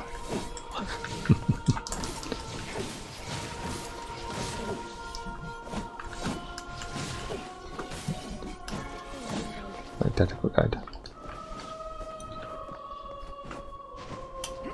Maybe I should just do one of these runs without any of my annoying commentary over it. If I wanted to clip something like this for YouTube. So, it's quiet time now.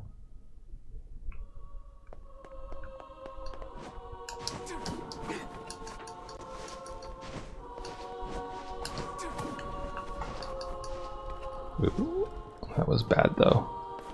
We can do a better ladder.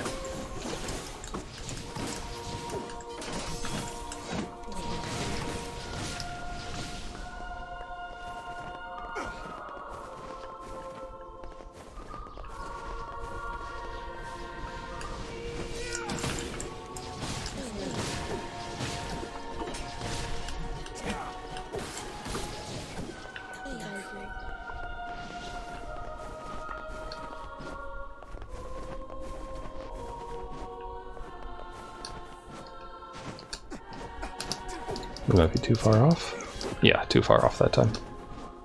So we can't come at it like that with that angle. Or that angle, apparently. Jeez. I had it so well before. There we go.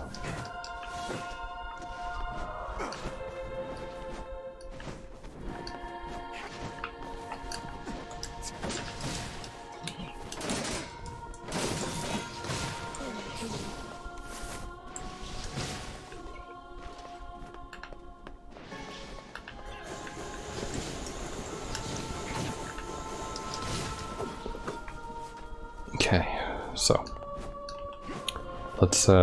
let's try to do better this next time around. We'll see if it works or not. But I mean, so I think I mentioned it the other day, but didn't like go into any amount of detail. But I'll tell you after this attempt.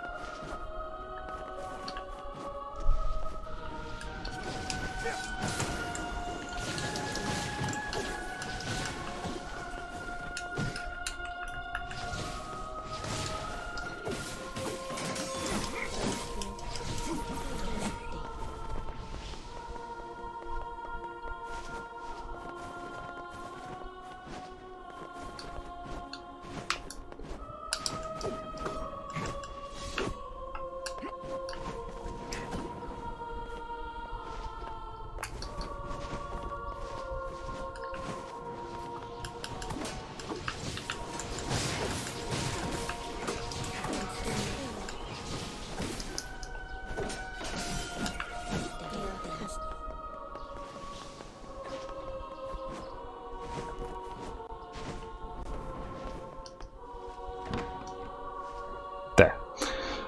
So we'll use that. I'll clip that.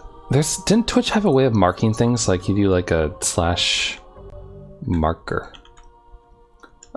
Clip for YouTube farming later. Successfully added a stream marker at 1 hour, 43 minutes, 8 seconds. Okay, so I'll use Twitch's highlight clipper later, and cut that out on Twitch and then push it up to YouTube. That way anyone who's going through the same experience of farming will have that. And also, that was the last broken earring we need. How's that for exciting? We only need one forlorn necklace, and then we can go back home to the junk heap and visit Gideon.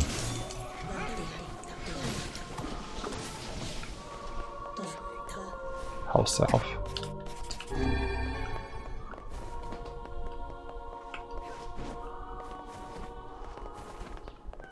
I was inwardly screaming with joy when that earring dropped, because I was hoping that the one run that I did for the farming strategy would have a drop in it, because that would be really cool. And I am not disappointed.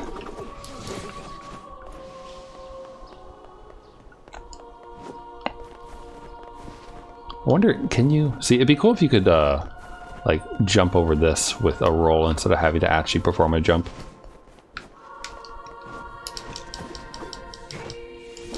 Too low. That will work though. This jump that could have been better in the clip, but it's fine.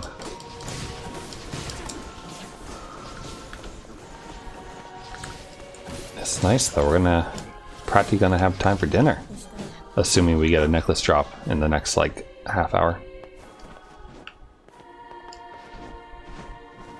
I should probably save, shouldn't I, since I got that drop.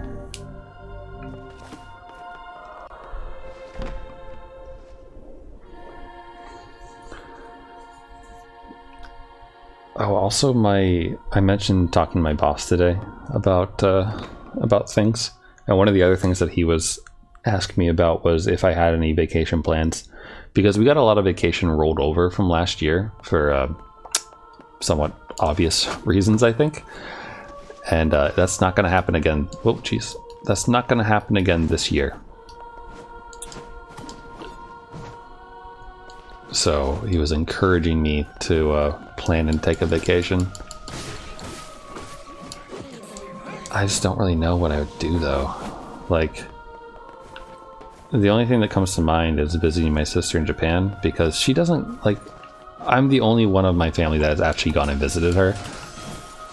Part of the reason for that being that I'm like the one of maybe 2 people who can afford to go do that, and who could like manage to get the break time at work for it, because my work has a fairly generous vacation policy and such, and work climate that actually encourages people to take that break time and, you know, actually use it, which you don't find everywhere.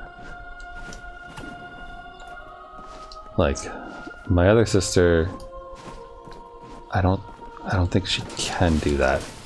Not with her current job. Like, if she just like quit it, then yeah, sure, probably, but I don't know if her husband would be able to go. And not to mention that my sisters don't get along very well with each other, so having them cooped up together in a little apartment would probably not work out too well. So, not the best of ideas. And then my brother probably could. He could afford it if he works for it, because he runs his own business. So, if he can manage to get, you know, enough stuff put away to feel comfortable in taking that kind of time off, maybe I should do that. Then he can go ahead and do that. But he also has a girlfriend who's a nurse, who also has to, you know, who'd probably want to go, and trying to get those hours together would be harder, I think. So, or I don't know if she's a nurse yet. Registered nurse, I think, possibly.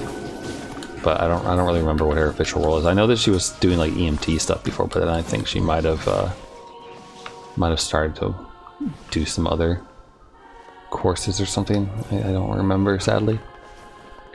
But yeah, and then my parents don't really have the finances for it, I think. And also my dad has plenty of health issues, so he also doesn't he probably wouldn't enjoy being stuck in a plane for 14 hours. So, hi, recovery potion, how you doing? No, twisted ring. A little bit better than a health potion, but not what we need. So, essentially the only person in my family who can actually go and visit my sister in Japan is me. So, I feel some degree of obligation to do so. And also, you know, I like Japan. That's a fairly obvious thing. I watched Chris Broad's video on like the 12 reasons not to move to Japan, which was an interesting one. I appreciate Chris Broad's perspective on things, because he's been living in that country for 9 years and been producing YouTube and kind of using that as his job for at least like 6 of those, if not more. And has become like a really competent filmmaker, I feel. Like the things that he's put together in recent days, they all always feel like they have like a really high quality value. Broken earring again. So we're in this part of the farming, the CBT portion of it, where we get the wrong item dropping. Very good.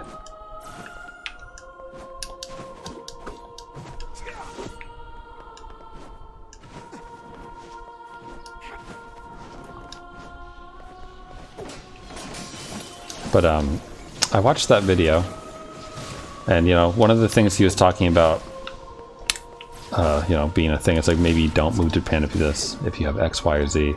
Another broken earring. Oh my god. I just got 2 broken earrings. Oh hey, look at that!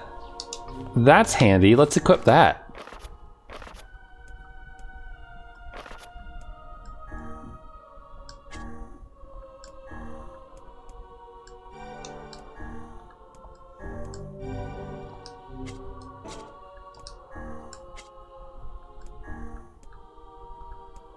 You know the fun thing though. Whoa, oh no. Experience rate is your thing that you consider the best? Really? Really? That's what you feel? I would think it was Pahul though, right?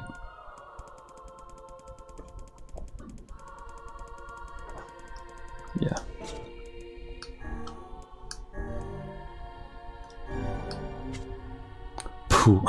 Pahuloth.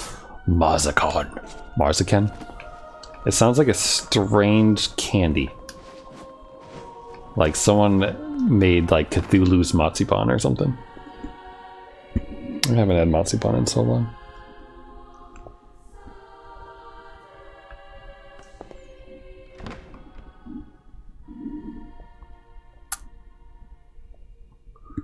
What was I talking about? Oh, right, the reasons not to move to Japan, and like some of the ones that he listed was like, you know, not having many close friends, like even after spending years living there, kind of always to some degree being like the forever outsider, and other issues like that. Another broken earring, holy shit.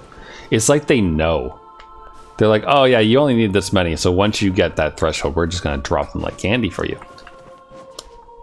Absolutely absurd luck getting like 3 broken earrings in the time that we've gotten it in. Though I mean, we did just get an item drop percent up by another 5%, but I don't really think that that counts.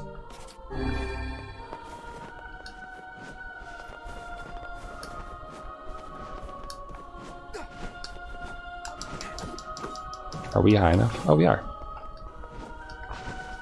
But some of those things, you know, had me thinking about it, because I have talked before about like possibly moving there at some point or something, because I do really enjoy it, and I kind of feel like one thing that I think was, you know, I don't generally consider myself as having a bucket list, but I feel like studying Japanese in like an immersion school in Kyoto would be really something. Even though Kyoto is known to be very touristy and whatnot, it's also full of Kansai dialect, which I like a lot. It just sounds nice. Like, it's a very pleasant sounding dialect to my ears. So, and it would be cool, I think, to learn to learn more Japanese while around that, so you could pick up on some of that too. Though Japanese from Zero has a series on it. I haven't finished my the first Japanese from Zero book that I have. I think I've nearly finished it when I was going through it more regularly, but it's kind of like, it's a thing, like could theoretically get through all of those and then do the Kansai course that way or something. But I think like it would be a really unique and interesting experience to do an immersion school. But like I also, the struggle with that is that I feel like I'm past that point in my life to some degree. Like in the same way that post 25-year-old women in Japan are told that they must get married before they are birthday cakes now. And there's that bit of sexism in that society. In the same way, I kind of feel like hitting 30 makes me feel like it's weird to go back to college or anything like that, you know? Maybe even weirder still if you consider that I wouldn't be going back necessarily to college, but just to an immersion school for the fun of it, essentially. Like, I don't know. Because like, in order to, if I wanted to live and work in Japan, I'd probably end up being in Tokyo. And I'm not really a big city person. Like, they're not the worst things once you're in them for sure, but I'm not huge on them, I suppose. And in order to like compete, you have to not only be highly skilled, but also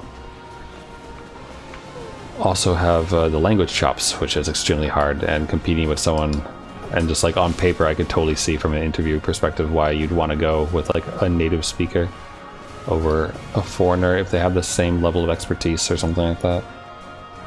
Sadly. Not to mention the work-life balance thing. Like, generally Japan is not a place where people have a lot of job satisfaction, and work-life balance is like highly workaholic society to some extent, so.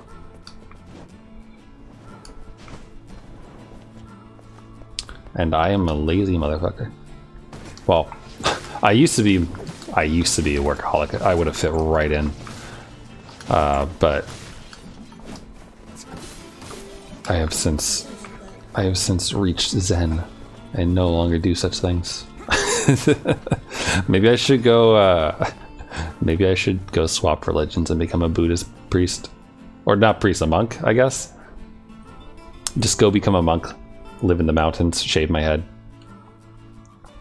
Walk around slowly, thinking about my feet. Singing. Wait, where's the dude? Oh, there he is. Ho there. Ho there. No, ho here. It's Kaine. She's right there. Slowly shuffle my feet, going Amada Bahurari. I don't remember the chant. It's like Amada. Something beginning with a B, maybe. Something Sa. I don't remember it. You would think with the amount of anime that I consume and the number of like tropey monk types that show up in some of these shows and how they always do the same Buddhist chant, that it would rub off and I would know what it is, but I don't. Sadly. I mean, not being Buddhist, it's not really ever been something that I intended on learning about.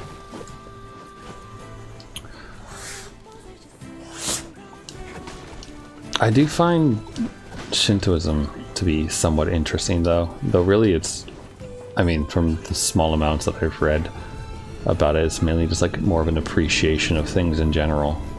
Like, I feel like whether or not you believe that there's a spirit in everything or those types of things, you still end up like treating things respectfully and taking care of things. So I don't think you really need to commit fully like that to one of those types of religions to appreciate some of the sentiments and ways of it. Hi, Gideon. What can I help you with? You can strengthen my fucking weapons. Alright, so Lily Sword, level 4. Kusanagi, level 3, and I need iron ore. Okay, that's fine. Sunrise. Alright, I need 16 iron ore, which luckily for us is not a problem. What can I help you with? Nope. The buy option, Gideon. The buy option is what I want. What can I help you with? Give me 16 of your finest iron ores. Farmed fresh from the murderous robots of the junk heap.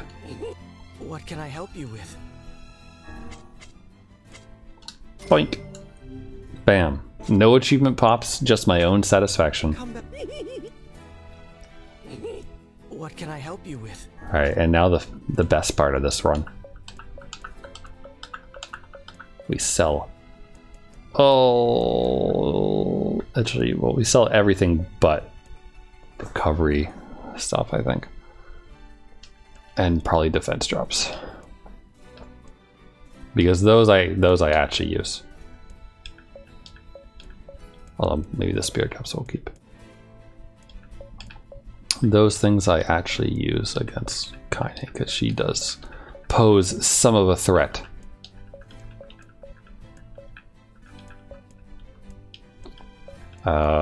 I'm gonna keep my white moonflower seeds, just because there's got to be something to be erased when we do we finish Route D. There's the Dunkleosaur. You know how whenever you catch a fish, the place in the seafront starts selling it? Do they sell Dunkleosauruses now?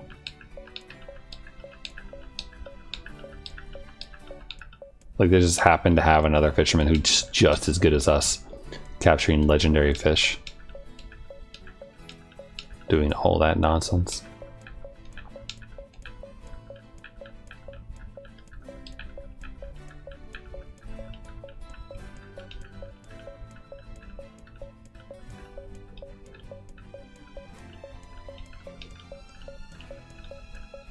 Look at all this nonsense we've collected over the course of our 80 hours. Oh, good, there we go. Wow, I am selling for nearly as much money as I currently have. Look at that. Some good shit right there. We're just gonna take a screenshot. Come back soon. Oh, don't worry, Gideon, I won't.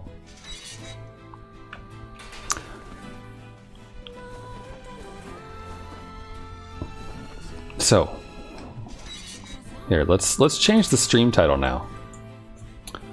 All weapons upgraded. Time to go erase our save data. There, that is now the title of the screen. Do you guys want me to go through...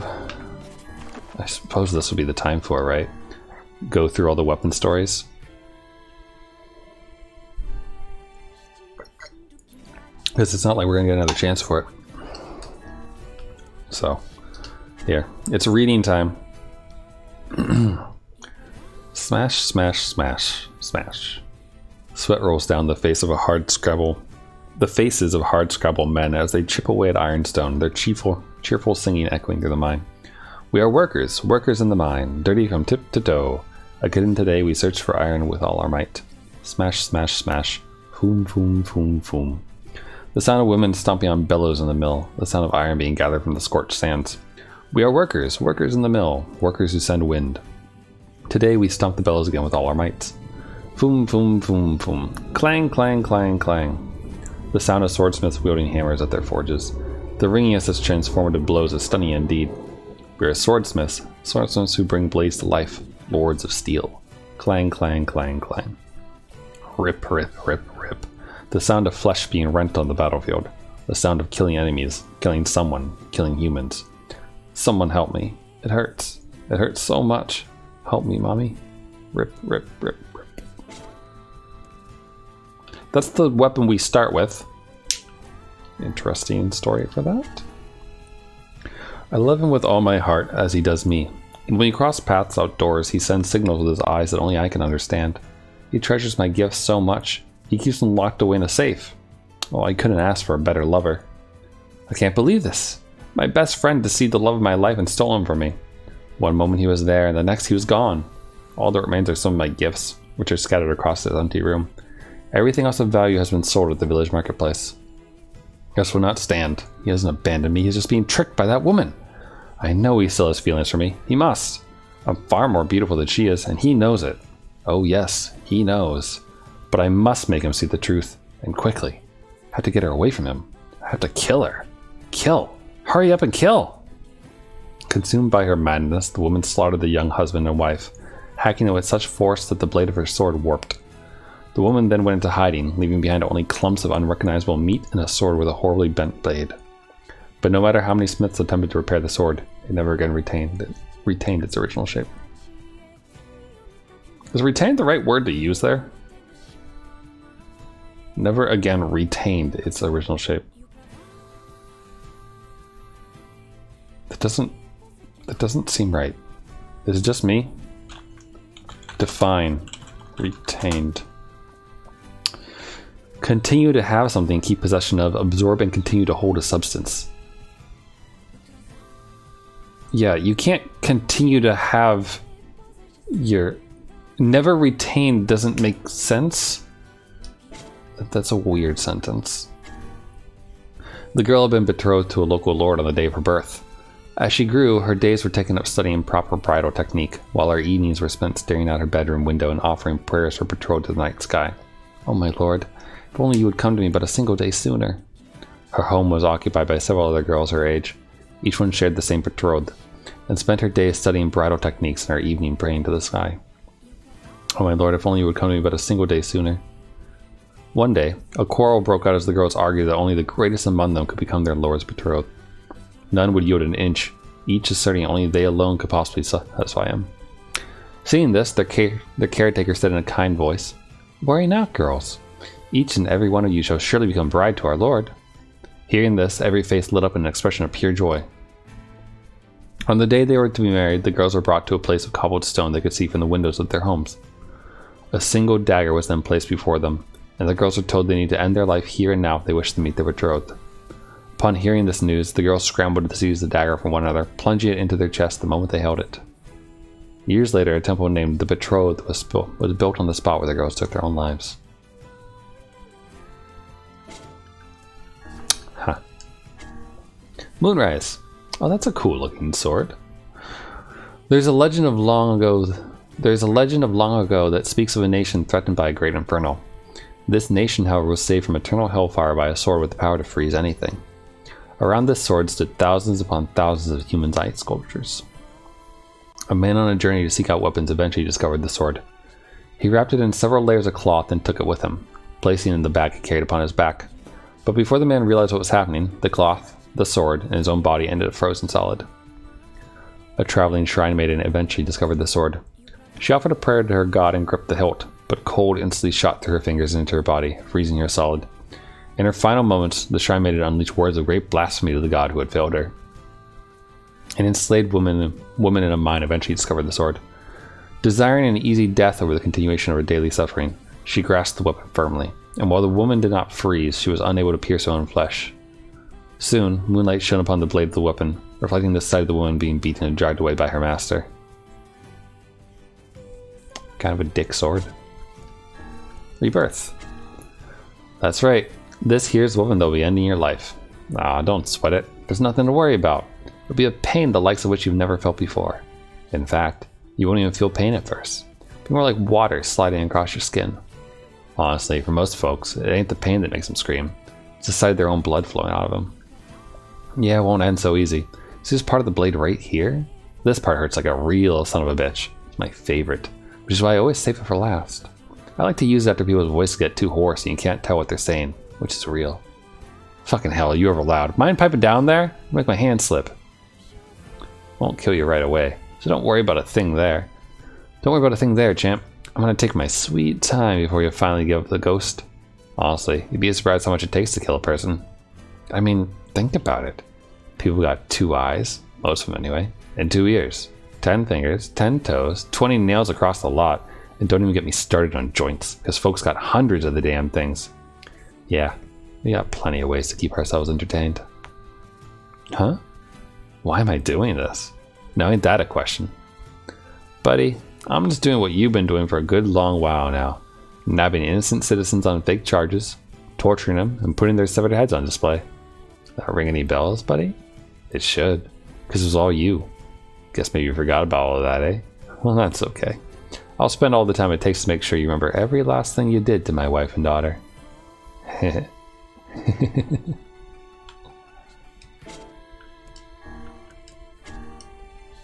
Earthworm's Claw. Not to be confused with Earthworm Jim's Claw, which is very different. An elderly scholar sits in the dim reference room of a moldy museum. Before him lies a single box which has long been sealed away. It is an article the museum's previous curator made abundantly clear should never be opened. It is said the box contains a faucet that drinks the blood of humans. What foolishness. One would think we as a people would have outgrown such nonsense. Only someone who spends all their life surrounded by books could possibly believe such preposterous superstition. He opens the box, which spits forth a cloud of dust, and beholds a single stone of bizarre shape. Looking at the attached handle, one could easily conclude it was used in some manner of ceremony. However, it could also be viewed as a weapon, and what a fascinating shape. Yes, this will require rigorous research indeed. How foolish everyone was to be afraid of something like this. The scholar chuckles softly to himself as he reaches up and gouges out his left eye with the fossil's tip.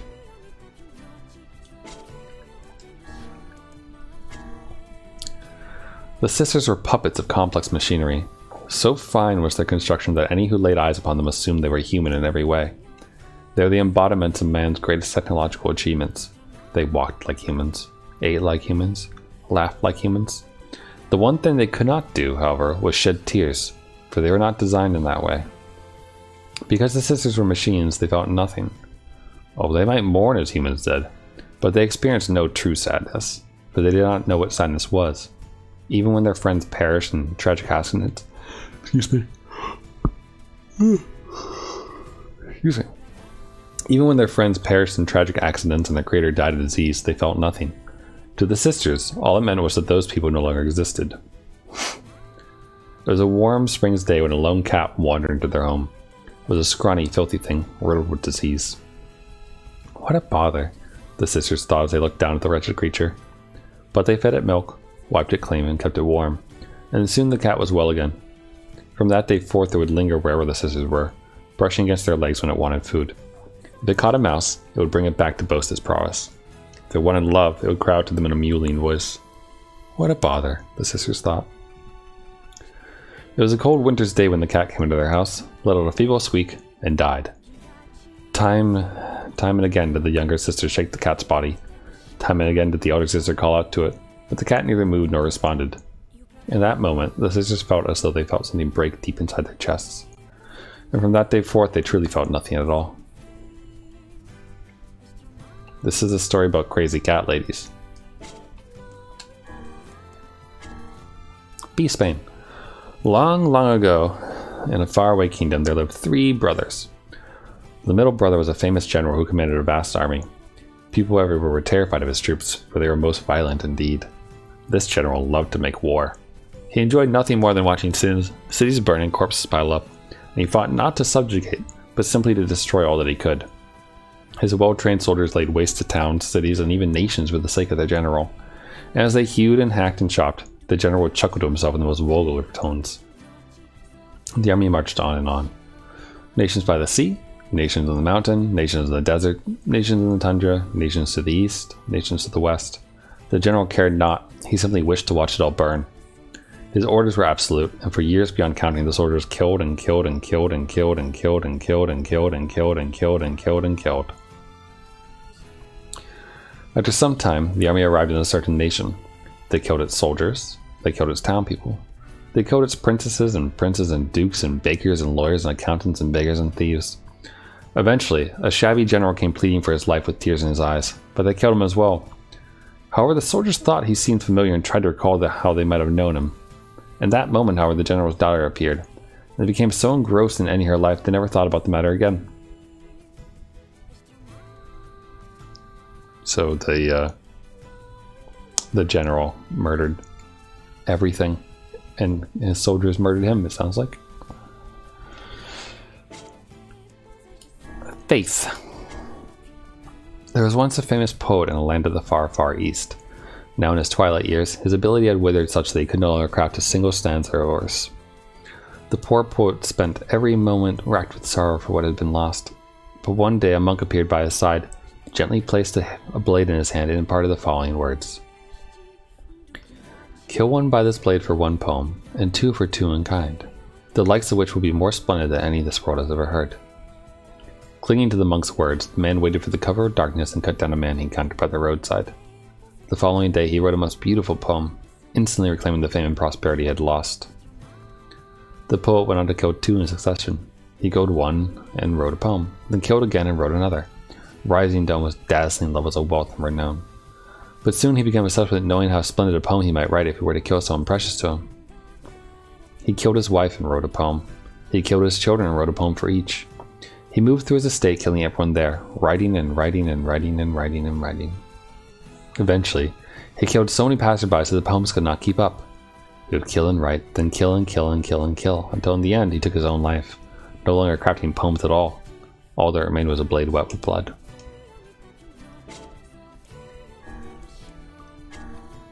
Ancient Overlord. There once was a royal sword passed down in a prodigious kingdom that had prospered for generations. It was said the crystal embedded upon it contained a great magic, and should it ever absorb the blood of 10,000 people, it would glow bright red and grant its wielder immortality. However, this kingdom's final ruler, known to the world as the High King, valued the continued prosperity of the kingdom he had inherited from his ancestors over any prospect of eternal life. One day, the queen's dearest love lost her life in a tragic accident. She was with child, and the tragedy occurred shortly before the baby was to be born. Distraught with grief upon hearing the news, the aged king found himself unable to accept the prospect of his royal bloodline dying with him. In an attempt to continue the kingdom's legacy by attaining a body without death, The now mad High King used the sword to cut down any and all subordinates of citizens unlucky enough to cross his path. "If I am to be the final king," he was heard to cry, "then the kingdom survives so long as I live." He killed his subjects by the dozens, the hundreds, the thousands, and with each life he stole, the crystals like grew more radiant. But when the crystal was nearly full, the king's ailing heart proved unable to bear the burden and burst, killing him on the spot. Alas, had he just slain the pregnant woman and unborn child that were before his very eyes, he would have taken exactly 10,000 lives.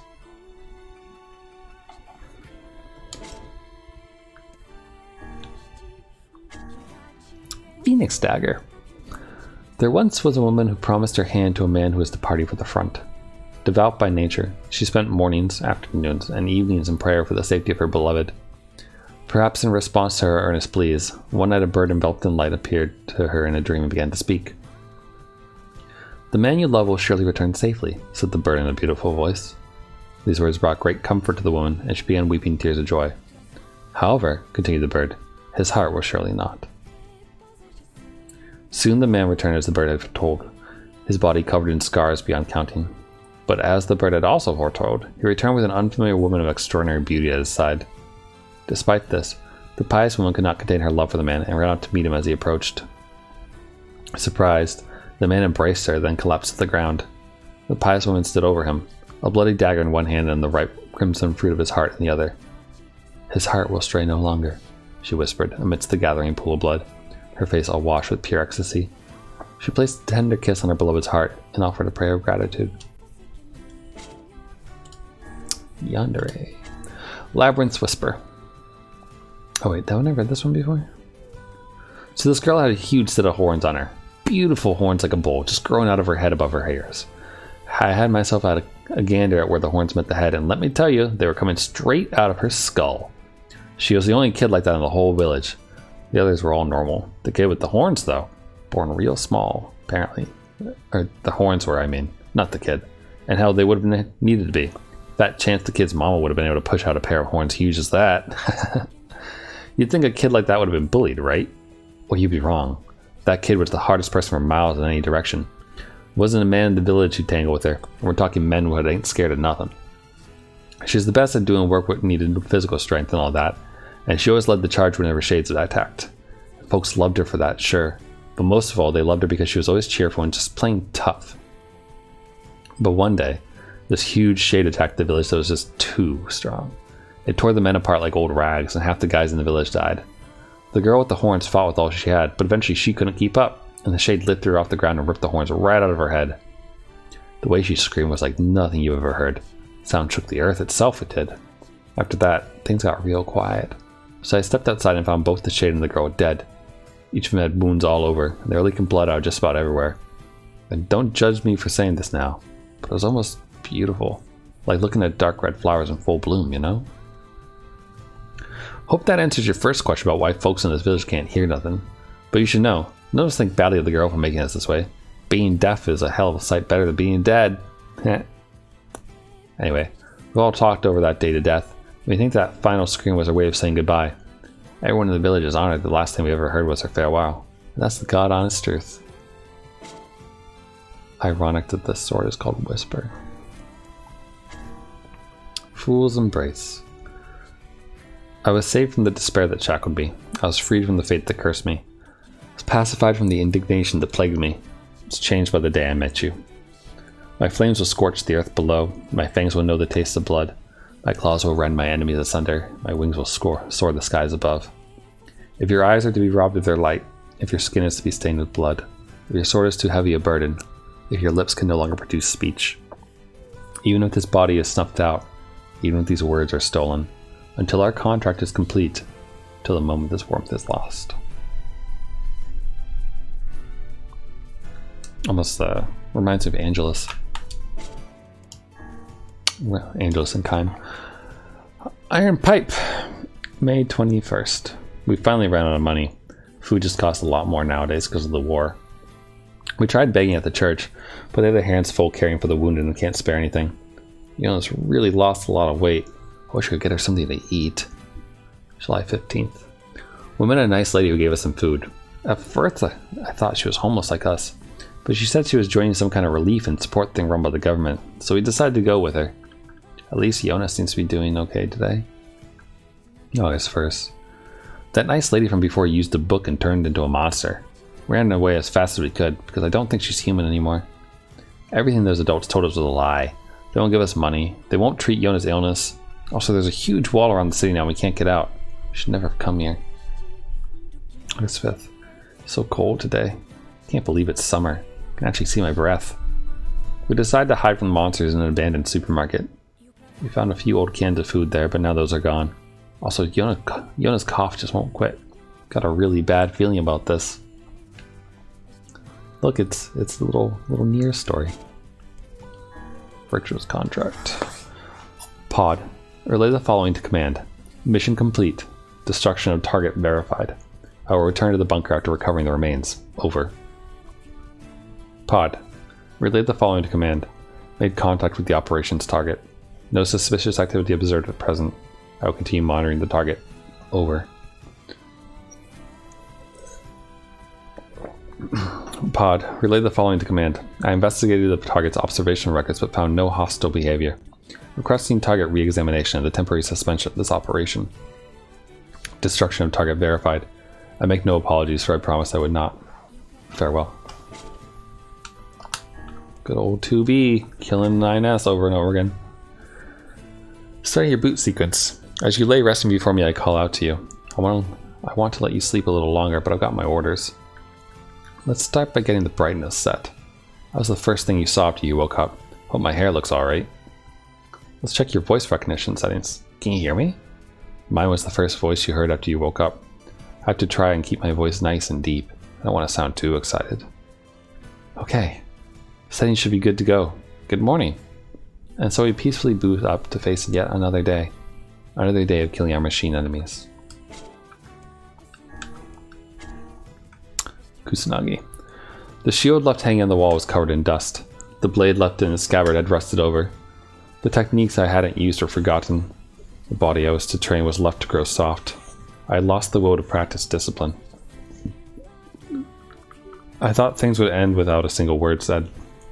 Pretended not to see the violence inflicted by others. I had given up, assuming things would never change. I believed there was no way to oppose such a great power. I sneered at hearts that tried to believe anyway. I laughed, thinking them brainless fools. Those were the thoughts I had taken refuge in. I had given up, believing nothing was possible in the end. I lamented the foolishness and ugliness of it all. My life had lost all meaning. I had lost sight of those who were precious to me. I could not believe in their kindness. I was unable to save them from the grief that tore at their hearts. I had forgotten the courage it takes to protect the smallest of joys. I believe my words would never reach you. Whose sword is this anyway? For some reason the sword reminds me of like Kaine's sword, but I don't know if it is. I don't think so. Acts of beheading. There once was a ritual gathering of spirits held on the night of the 10th full moon of the year. During the ceremony, they would gather on the shores of a lake and boast to one another of all the evil deeds they performed during the year. The first spirit took great joy in telling of the unfathomably cruel ways she had killed some of the finest soldiers in the land. Over the years, she had transformed her shape into a lady of the night and called out to various men, then tore off every last piece of their body when they came to her bed. The soldiers, ashamed their skills could not save them, shed bitter tears as they died, and the spirit claimed they were the most delicious thing she had ever tasted. The next spirit regaled the others with a story of cunning and guile. One night, she threw a small boy into a bog. When his older sister came to rescue him, she too sank into the murk. These two were followed by their parents, then other siblings, then extended relatives, until finally every member of the village was sleeping at the bottom of the bog. When the spirit finished her story, she was so beside herself with glee that she did not even notice the saliva that dripped down her chin. Nervously, the smallest spirit in the group stepped forward to address the crowd. "I am the most amazing of us all," cried the oft-ridiculed spirit at the top of her lungs. "For it was I who thrust all living creatures into terror's deepest depths." The other spirits, unable to contain their mirth, collapsed to the ground and rolled about, and their laughter did not cease until the horrifying monster the small spirit had summoned from the demon world devoured each and every last one of them. I had a feeling that was going to happen. Fang of the twins. We've been together since we were born. We're together when we eat, when we sleep, and when we dream. We share everything. We share the milk we get from Mommy, and the nice things Daddy says to us. But we're not together when we die. Daddy took me and cut off my head, and Mommy took my sister and cut off her head. But it's okay. Our blood got all mushed up into the big axe, so now we can be together forever. Hi, Kama. Welcome to reading all the level 4 weapon stories. The girl stares at the sight before her. Her father lies nearby and carved to pieces by countless blades. Her mother also lies dying, as well as her newborn baby brother. All had suffered terribly in their final moments, and the girl can do nothing but cry as she stares at the 3 soldiers who have murdered her only family. Years later, the girl reappears, her visage made strong by her vow for revenge. Visage, I suppose, not visage. The first soldier has grown so fat that the buttons on his uniform can barely contain his girth. The girl approaches him and claims to know an easy way to lose weight. On the pretext of an examination, she has him lie down on a bed before suddenly hacking off his arms and legs with an axe. The remaining lump of a soldier screams and attempts to wriggle away, but the girl pins him down and tells him he still has parts he can lose. Sometime later, the girl sits in front of the now rounded torso and smiles. "There we are," she whispers. "Look how nice and slim you are." The second soldier is a peerless Lothario. Each night, a new woman is invited to his manor to spend the night.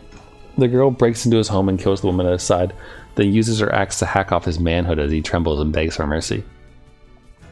The third soldier has long since left the service, and is now living a quiet life with his family in a remote village. After they had fallen asleep, the girl takes her axe and cleaves the support beams of the house, causing it to collapse. She then sets fire to the wreckage, creating a great bonfire that can be seen from her miles in all directions. Suddenly, the soldier's son crawls from the wreckage, covered from head to toe in terrible burns. As his eyes fall on the girl who has murdered his family, she hands him her axe and flees into the darkened night, never to be seen again. Yeah, I don't know what kind of dreams you're going to get if you fall asleep to these stories, but good luck. Beast Lord. Long, long ago, in a faraway kingdom, there were 3 brothers. The oldest brother was a king who ruled over the nation entire. He was the most terrifying king, feared by all. Each day, the king would select one of his subjects to execute as a sacrifice. This day, he chopped off a mother's head and forced her family to watch. The head spun 3 times as it flew through the air before landing next to the head of her son, who the king had previously killed. Oh, the horror of it all. But the king merely watched the sight unfold before him and laughed in a most unsettling voice. One day, the king contracted an illness most dire, one which caused his body to rot while he was still alive. But though diseased, the king would still drag his decaying flesh to the executions all the same. His retainers dared not defy their king, so they continued to kill day after day after day after day. In the end, the king rotted and died. His was a disgusting, foul, rotten death, but his retainers continued carrying out executions through the king's rotted corpse every day. Every day killing. Every day the rotted king and the rotted retainers and the rotted citizens and the rotted you. Iron Will. I raise the cry of my birth. The sound of heated iron taking shape, a steel mallet striking my form. Born to deliver karmic justice, I enter the world under the careful watch of sparking flames that give light to the gloom. A blade born of a deafening roar, and a weapon. I am Iron Will. I grant death. I transform the dread and screams of my foes to elation. I festoon my iron skin with their viscera. When I rob them of life, I am filled with dark joy. When I crush them beneath me, I find meaning in my birth. I continue to kill, that I might share this delight with all. I kill and kill and kill and kill. I am a weapon. I am Iron Will. I am shattered. At battle and blood's end, my body is torn asunder by malice and hate. Today I again engage the Red Dragon in battle, and magical forces meet leaping iron fangs to create a bloodstorm. My steel cursed, I sink into the slumbering black. I'm a weapon. I'm Iron Will. I dream. It is the dream of a small butterfly. In it, the butterfly is caught in a light rain, struggling against it with all its might. In the darkest of nights, I behold a dream that would never come true. I'm a weapon. I am Iron Will. So there's another brief reference to Angelus, I suppose. Phoenix Sword! This is the story of a time long, long ago. There was once a beautiful bird with resplendent feathers that lived a quiet life deep in the forest. One day, a lost child wandered into the woods. He came from a place of famine and had been abandoned in the forest as a way to reduce the number of mouths to feed. Taking pity on the feeble, starving child, the beautiful bird plucked one of its own feathers and gave it to him. When he returned home, his family was overjoyed by the feather and permitted him to live with them once more. Hearing the child's story, one person after another descended on the forest to tell the beautiful bird how poor and unfortunate they were. Each time, the bird would pluck a feather and give it away, pluck a feather and give it away, until it had no more to give, and its once beautiful facade had become shabby beyond recognition. But the shabby bird had no regrets. One day, the original child appeared before the shabby bird, which was featherless and freezing in the cold. He had come seeking a bird with splendid feathers, that he might repay the creature's earlier kindness. Overjoyed, the shabby bird said to the child, "It is I you seek, but might beg a favor. Would you hold me to your chest and warm my freezing body?" Sparing a single glance at the shabby bird, the child called it a liar and cut it down with a large blade. He then roasted the bird, ate every last part, and set out anew to find the beautiful bird who had once saved his life. What a dumbass. Labyrinth Song. It was a... Did I already read this one before? I think I've read this one once before. Yes. I'm pretty sure I read this on stream before, so I'm gonna save my voice and not read that one. I'm gonna need to get more liquid soon, by the way, because I just ran out. Memoir, June 6, 2003, approximately 1500 hours. A massive white humanoid, initially called the Weapon, but since renamed the Giant, falls from the sky above Tokyo's Shinjuku ward, inflicting tremendous damage. At the same time, a large red creature, henceforth referred to as the Dragon, appears and engages the Giant in combat. Both the nature of its attacks and the utility remains unclear. Hold on. 1 second while we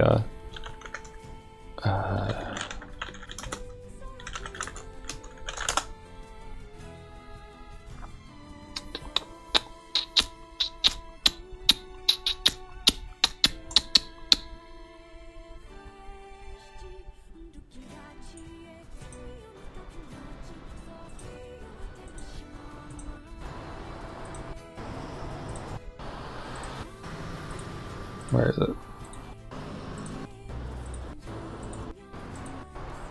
That's not what I want. I want this.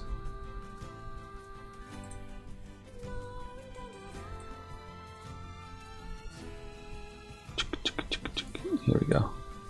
What can we do?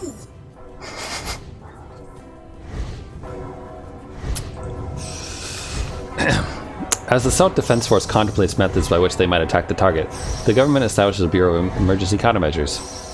Memoir, June 12, 2003, approximately 4 o'clock. The Giant, which was locked in combat with the Dragon, suddenly begins to collapse for reasons unknown. The Dragon is then shot down by the 6th Division, 303rd Squadron of the Air Self-Defense Force. No official record exists of who issued the order to attack the Dragon.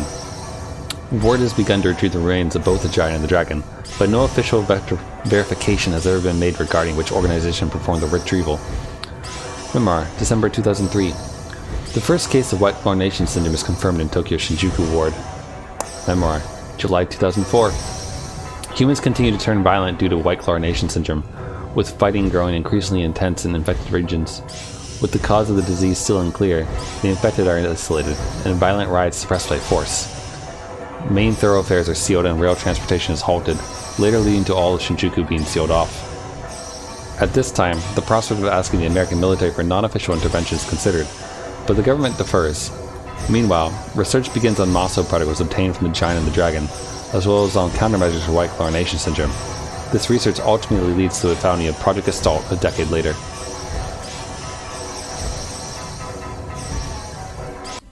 Hope you all had some nice PSD from Drakengard ending E. Or D? E? I forget which one that is. The first Drakengard ending... It's E, right? It had 5 endings? Something like that. Virtua Street E. So this is a new DLC one. My family has decided I am to be betrothed. I cannot resist, for I am but a tool. The man who became my husband possesses terribly cold eyes, but he too is a mere tool to be used so his family might prosper. He treats me well in his own way, but I was still unable to properly respond to his kindness. One night, he calls me to his chambers. Still thinking him a kind man, I go to him willingly. As he greets me, I stare at the beautiful white katana he holds in his hand.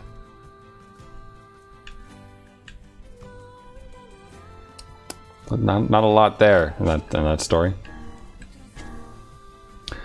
Transients. They were a frightfully diligent people. They would clear forests and hunt animals even when they had no need. They developed techniques to preserve food they were unable to eat, and earned more money than could ever be spent. Yet there was not a single one among them who did not accept these practices, for none knew of any other customs. They were frighteningly studious people. Their grasp of calculation and science exceeded any pretense of practicality, and they would repeatedly engage in spirited debates regarding predictions of the future. They invented an increasingly difficult language, and created an infinite series of complex machines which they would immediately discard. But there was not a single one among them who looked back, for none knew of any reason for concern. Excuse me. They were frightfully obedient people. Without ever being told, they would greet the morning sun at the same time, in the same clothes, while toiling away in the same cramped rooms. Yet there was not a single one among them who complained, for none knew what else they should be doing. Having worked far too much, the people lost their force and took to living atop the sand. Having grown far too intelligent, the people conversed in a language that no other peoples could comprehend. Having grown far too well behaved, the people were unable to defy the laws that would be established one after the other, and came to live their lives enclosed by tens of thousands of rules. Oh, look at that. It's the story of the masked people, I guess. So the desert is probably a desert because they cleared all the forests and hunted all the animals. And this one's just more about like that their language is different and everything like that. So I guess the masked people are trying to predict the future, or were trying to.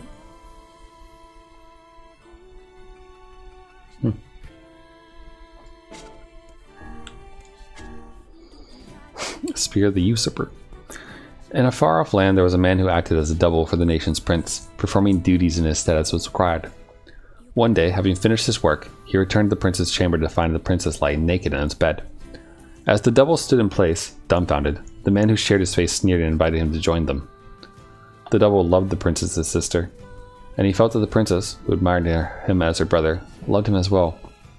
Indeed, she was the only thing that kept him going in an otherwise miserable job, for the prince was a most despicable man indeed. Eventually, it came to pass that a war was to be waged on the prince's command. The night before it was to begin, the prince took his double aside and promised him a night with his sister if he could bring him the head of the enemy general. And as the prince chuckled with delight, the double took up his spear and thrust it through the prince's gaping mouth. The war over, the prince made a queen of his sister, and would inflict wounds upon his own face and throat, an act which would occur every time she called out to him using her brother's name. Before long, the prince was found dead, his face burned and a spear thrust through his open mouth. The man's face, hideously burned, was the very picture of serenity.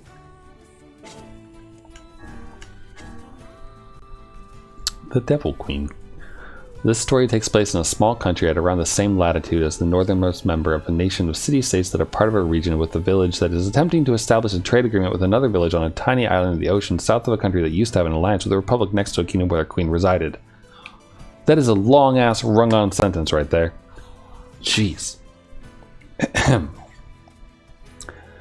It was asked by the owner of a shop frequented by a wet nurse who looked after the child born of an adulterous relationship by the wife of the master, a foolish servant who fell in love with a beautiful queen who appears in the poems of a minstrel who was loved by the country's king's wife, little brother, cousin, big brother's son-in-law, foster child. What? Where does one store the throne that was supposed to be adorned with decorations crafted from the materials of the handle of the lid of a pot that is the same weight as tableware that is the same color as a weather vane on a neighboring house that can be seen from the peephole of a door and the reflection of a mirror with an ornamental frame decorated with silver carvings engraved with a fragment that was made when creating the whetstone used to polish his kitchen knife? The person who heard the question was the wife's husband, little sister's, big brother's, daughter's, groom's, little brother's, nephew, father's, mother's, husband's, bride's, niece's, father-in-law's, wife's, husband, little sister's, big brother's, daughter's, groom's, little brother, nephew's, father's, mother's, husband's, bride's, niece's, father-in-law's, wife's, husband's, little sister's, big brother's, daughter's, groom's, little brother's, nephew's, father's, mother's, husband's, bride, niece's, father-in-law's, wife's, father's, little sister, big brother's, daughter's, groom's, little brother's, nephew's, father's, mother's, husband's, bride's, niece, father-in-law, wife, husband, little sister, big brother, daughter, groom's, brother's, nephew's, father's. Did they just like put in the entirety of Jutenbo or whatever that guy's name is for this one in the Japanese version? Like, what even What did I just read?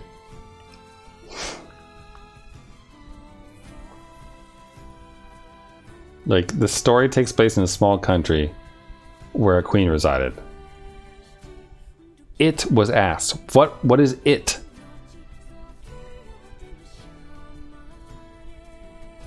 Yeah, no, what was asked? Hold on, I'm confused.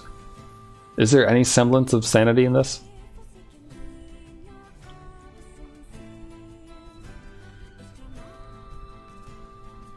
No, there isn't.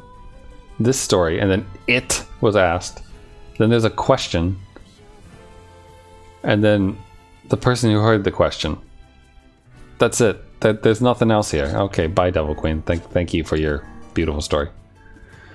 Sunrise. In the distant past of a land known as the Golden Isle, there existed a sword crafted from every kind of metal and precious gem in the land. So sharp was its edge that even the slightest cut would leave an unsealable wound that eventually drained the victim of both their blood and life. In a strange turn of fate, the sword eventually ended up in the hands of a destitute woman who sold her body to get by. The sword was as long as she was tall, and she could not wield it effectively, so she instead slid it between her sheets as a surprise for the men who used her. The sword was so sharp they felt no pain when cut, and soon died without even knowing it was happening. The woman would then help herself to the coin, causing her own purse to swell. Making use of her gains, the woman dressed most beautifully, and soon had acquired every kind of metal and precious gem in the land. But it was not enough for her, so she decided to melt down the sword and obtain the gems contained within, a desire made manifest by the sword's beauty. Thus decided, the woman heaved the sword to her shoulders and made for the blacksmith. But on the way to the smith, the sheer weight of the sword caused the woman to lose her balance, as she fell from the bridge into the river below. So unshakable was the woman's greed that she could not bring herself to relinquish her grip upon it. The woman's pale and bloodless corpse was found washed up on the riverside the following day. Serves you right. Beast Cursed. Long ago, in a faraway kingdom, there lived 3 brothers. The youngest was a terrifically lazy lad who spent most of his days fast asleep. However, he was every bit as cheerful as he was lethargic, and so was beloved by all. When the nation was beset upon by a most contagious disease, the youngest son did not but laze about the palace, humming to himself all the while. But his cheerful music comforted the townspeople, so instead of hating him, they sang his praises. "Oh, what a fine young man," they would say. "Just the finest young man you will ever find." When the nation became embroiled in war, the youngest son did not but laze about the palace, telling stories of the good old days all the while. But his fascinating stories helped the townspeople forget the horrors of the war. So instead of hating him, they sang his praises. "Oh, what an amazing young man," they would say. "Just the most amazing young man you will ever find." One day, the youngest son was lazing about the palace as usual when he realized he could no longer hear the voices of the townspeople, and he wondered why that might be. He lazed and wondered. He lazed and wondered. He lazed and wondered. Eventually, all that wondering tired him out, and he went to sleep. That is why, in that nation where all had perished from war and disease, the only sound that can be heard is the soft snoring of a young man. It's a nation of happiness. A nation of happiness. A nation of happiness. A nation of happiness. A nation of happiness. Oops. Captain's Holy Spear. The captain tramples life under his feet. The screams of others transform into songs of joy. Flowing tears change from despair into darkness. Conflict beckons revenge and gives way to a new solitude. Nice and short. Dragoon Lance. He had grown old. The king's dauntless gaze had lost its light, and his stalwart body had grown soft. What's more, every ounce of fear and vanity he had gained with age now gnawed away at his heart. The king was afraid, so he repeatedly ordered the invasion of neighboring countries so as to hold on to the lands he had been sworn to protect. The king was afraid, so he tried to take everything through violence and oppression, for he no longer trusted his own advisors and vassals. There was a dragon that had sworn fealty to the king. This wingless creature would do anything the king commanded, for he had been saved by the king once, and sworn to repay this debt with his very soul. Even if the king's orders were folly and madness, the dragon would follow them to the last, for his king was justice itself. One day, the dragon requested an audience with the king. He was covered in blood from his latest victim, the king's own son, who the regent had ordered the dragon to assassinate. The bloody dragon hung his head low and said, "I cannot defy your orders, O king, but neither can I obey them any longer. I beg of you, kill me and grant release." This is a tale of a foolish king and a wingless dragon in a nation that fell centuries ago. Even now, the wind blows ceaselessly across the grasslands. It blows just as it did on the day the king and the dragon made their pact.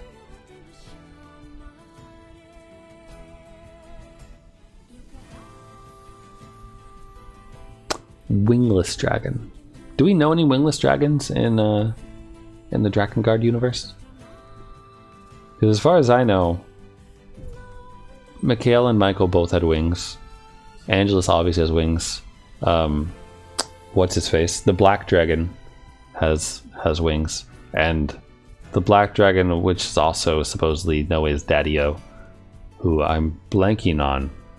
What is the name of the dragon in Drakengard 2? Like the actual name of the black dragon. Either way, he has wings, so it doesn't count. So I guess this is a different one. Phoenix Spear.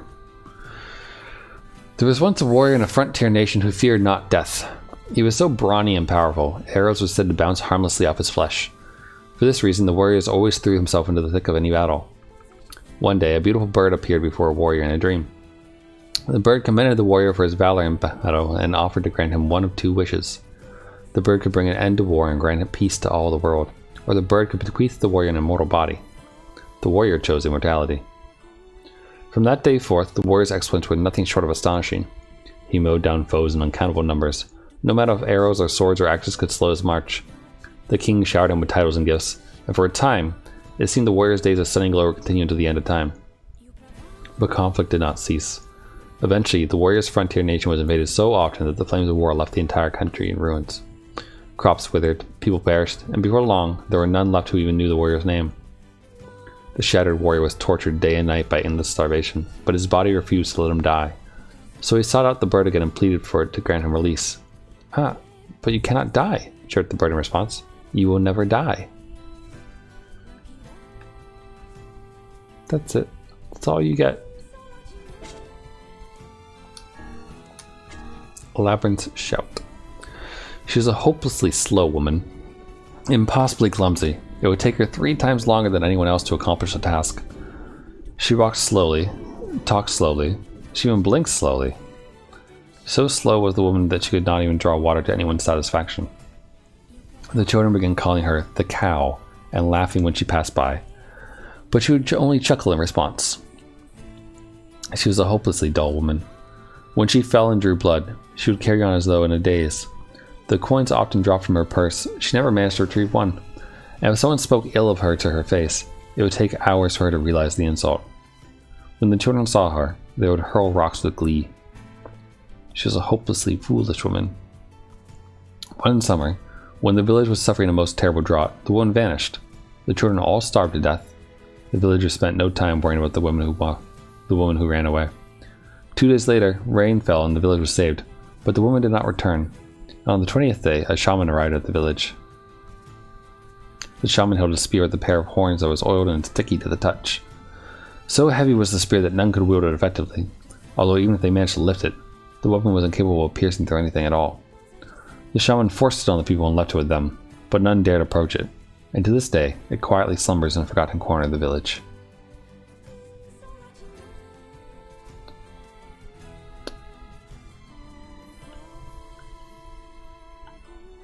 K. K. Fool's Accord. This is the story of a sorrowful prince, a tale of a kingdom in a time long past. Attacked by the force of darkness, the nation was annihilated in a single night by inhuman soldiers with red eyes and a group of black dragons so numerous they blotted out the sky.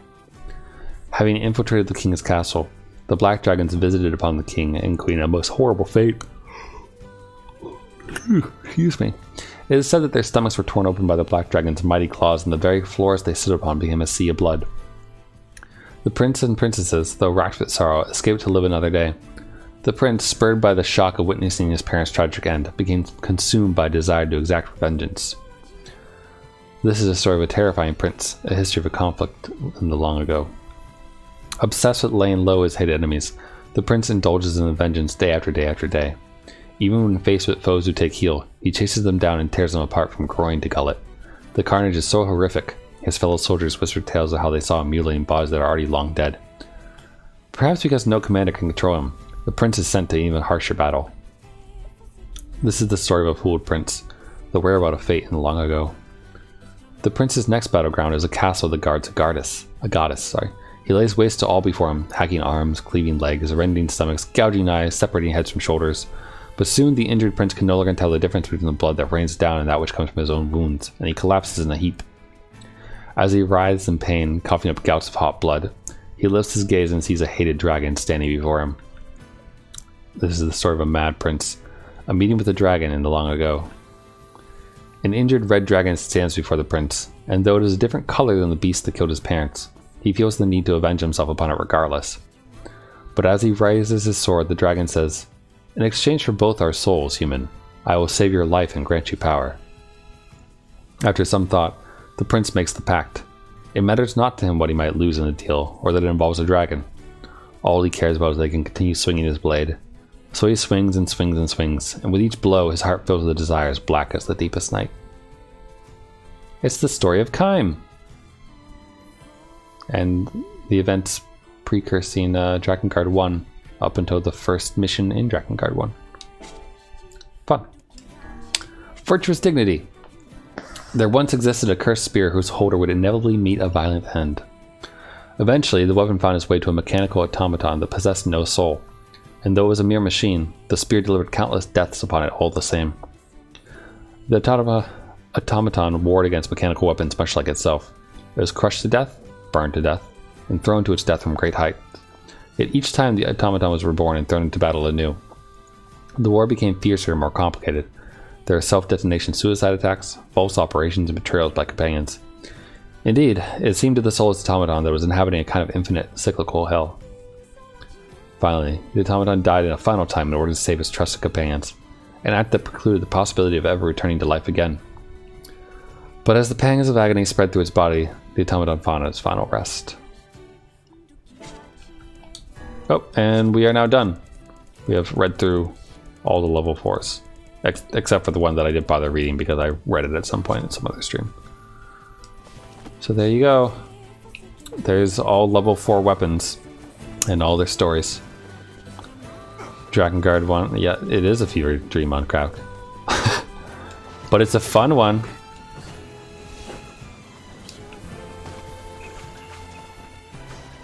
It is fun to watch gigantic, terrifying babies fall from the sky and, like, eat people. And an elf obsess over things and then go forth and get eaten by them.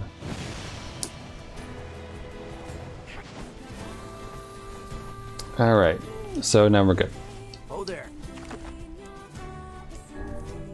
So let's go to the top of the shrine, shall we?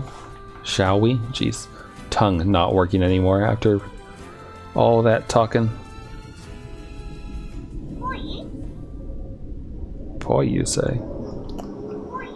Poi, you say again. Why? Why do you do this? Alright, so. Ouch. You have it on your PS3. Very nice. I played it on my PS2.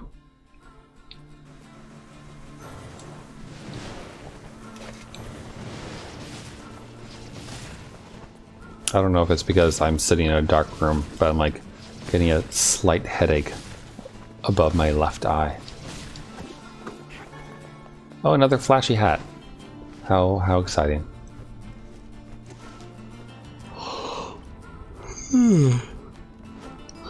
Excuse me. So, the plan that I have here is I really want those achievements. The ones for defeating Kaine and Shadowlord and Grimoire Noir quickly. And so I kind of want to get ending C again real quick. Like, save at the shrine, go get ending C, skipping every cutscene along the way just to pop the achievement, then reload the save, and then get ending D. It's kind of what I want to do tonight. Because, like, I could theoretically just, like, play through the game again on my own time and get it, but at the same time, I don't have that much time. I don't have enough time in the day to really do that, I think, and continue to play other games and do my dailies in Crush Genshin Impact FGO and still have time to woo people in Sunrider Academy and then play 2 games on stream. That's a lot of video games that's got to be done, you know? A lot of investment. The game, well, there isn't an easy mode, is there? Isn't there just normal and hard mode? Or is there an easy mode that I don't know of? Although I wouldn't be surprised if there was an easy mode that like achievements don't pop for it or something though. Plop. What was the cool looking red sword?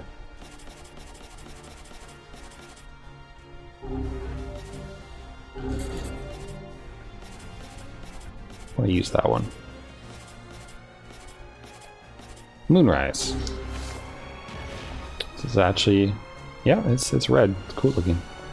Wouldn't it be neat if like the weapons actually had a like this sword had stuff about freezing people to death and whatnot? Like, wouldn't it be neat if it actually like froze people when you used it and stuff like that?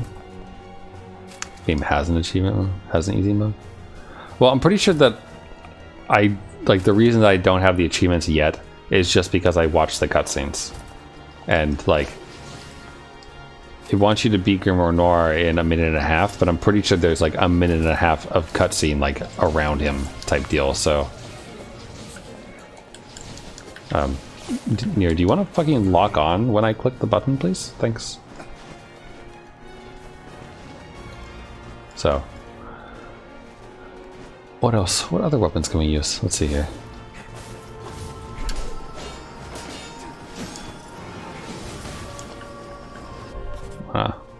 Want to play around with all our fancy new things that we have here.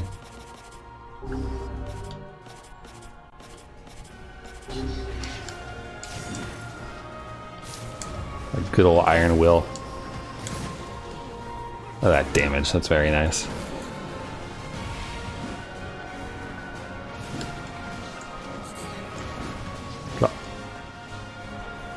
But also, like, just given the like it's pretty easy, I think, to kill the last few bosses and those things. Overall, just a matter of skipping through the cutscenes is all.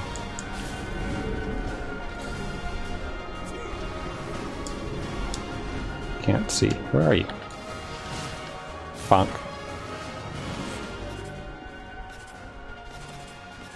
See, I'll use Rebirth for a little bit now. It's such a weird looking weapon.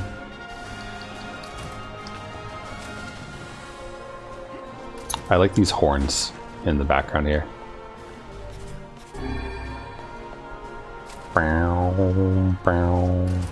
Bow, bow.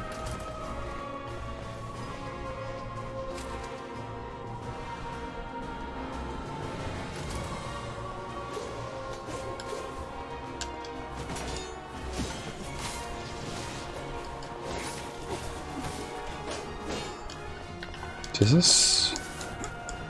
No, it's not. It's not unique. It just looks more unique because it's a weird circle thing.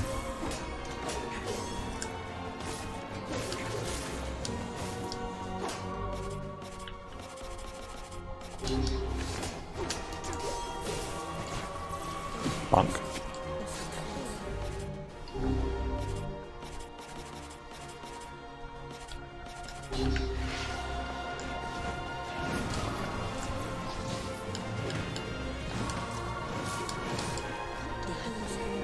It's weird to me that Kaine's story was in the Fool's Spear, though, of all places.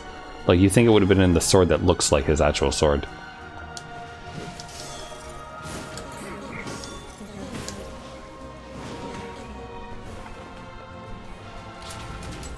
Bye, nice music. See you later.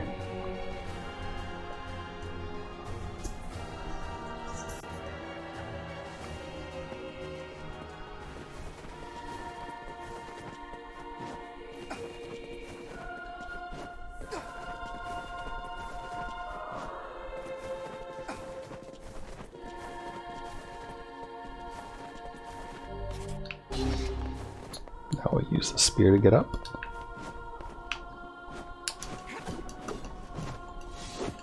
shoot. It was a little bit too low.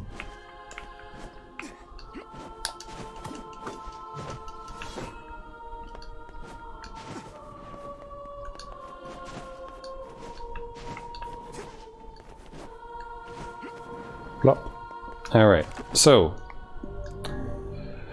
took us 3 hours to farm and then read.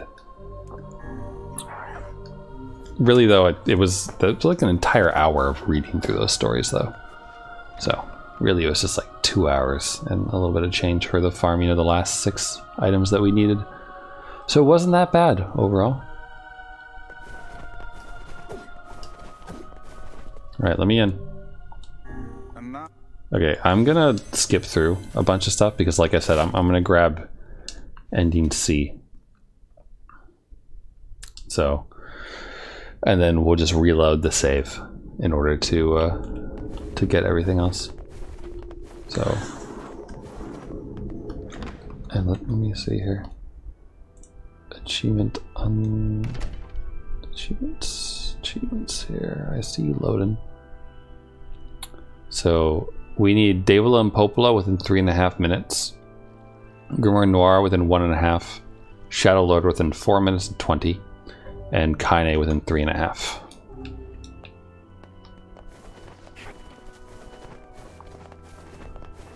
Now, like I said, I'm gonna skip through most of the dialogue on the way there, because when we actually go to grab the ending D, we'll actually, you know, click and listen and all that business. But we've already seen all this multiple times, so because their lives are short. They can eat seaweed. They can go to a happy place. Thanks, bye. Seems the way is open. This game is very sad. Nah, it's fine. It's bittersweet. The saddest part about the game is how much farming one has to do in order to get level 4s.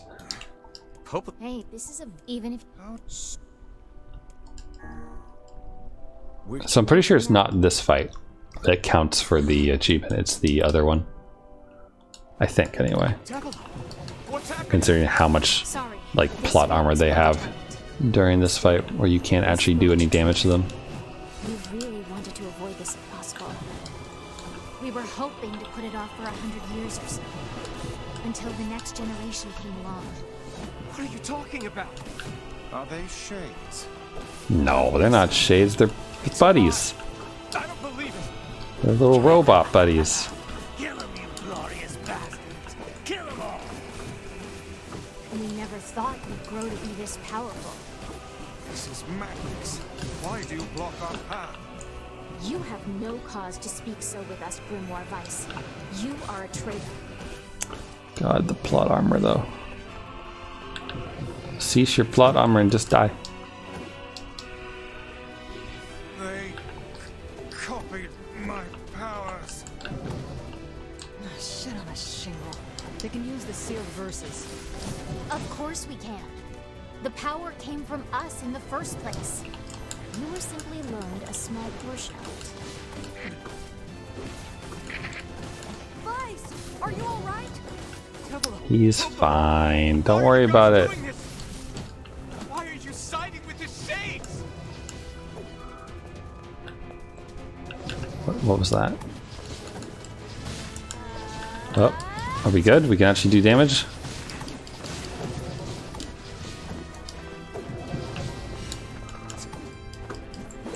Damage, please. Skip, skip, skip. Alright, no achievement. Davila and Popola are fighting us. Yes, they do seem to be putting us through a great deal of... So I think it is the second fight that has the achievement for it. Unless, like, there was an achievement and I already got it. How odd. For long years, my mind and tongue have been my greatest assets. But now the latter seems to be... Hell. Vice? Do not look at me like that. I am Grimoire Weiss. I am perfect. Can I go through now? Thanks. I think I hear a waltz. Alright. I don't think there's an achievement here. At least there isn't a visual achievement in the Steam world. Unless it's one of the hidden ones.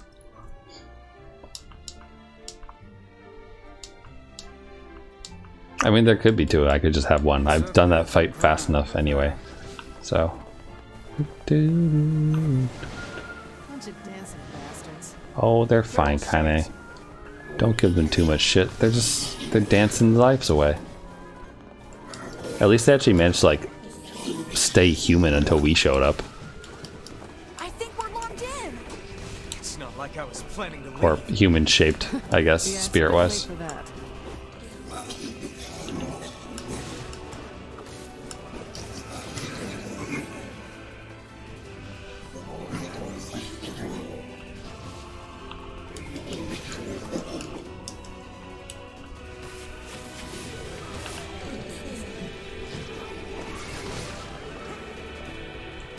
I like that Lance is like one of the first spells you get, and also probably one of the best because it's just so easy to knock things down and then do a finishing blow with. Which is very cinematic. Like, I don't know what it is, but the frame rates seem to go like real smooth during that finishing cutscene.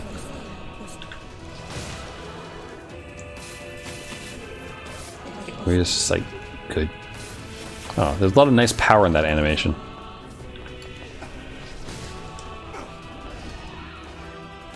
Even if it is slightly boring to see over and over again.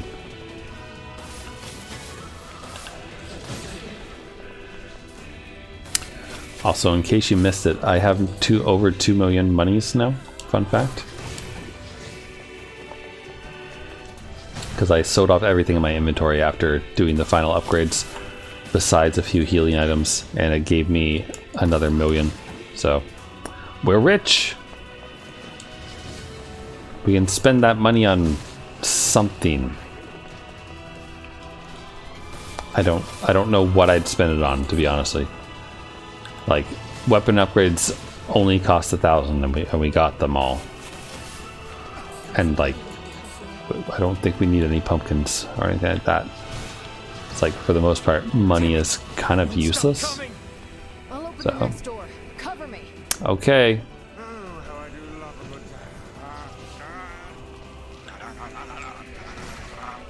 Fights! Oh, right. Protect the husky, yes? Good plan. Let's go.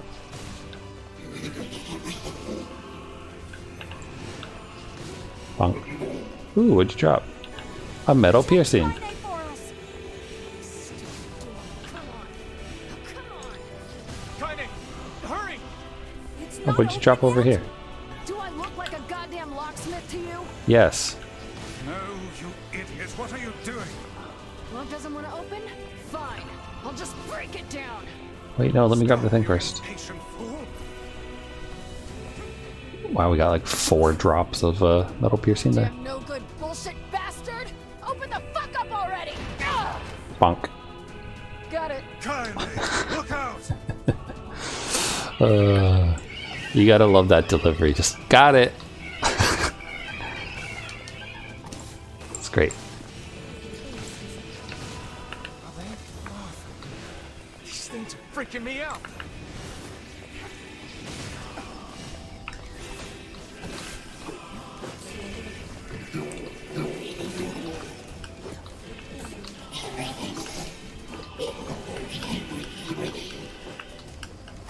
Kaine, what's wrong? They're just babies. They do not know what they do. Forgive them, for they do not know what they do.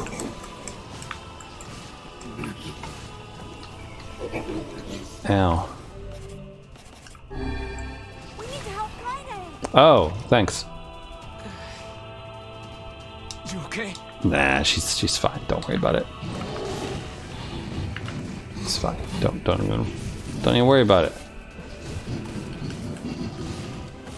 You seem to have more health, right? Oh no, you have plot armor. That's all. Did you always have a red dot on top of you? We don't need forgiveness, asshole. Kaine?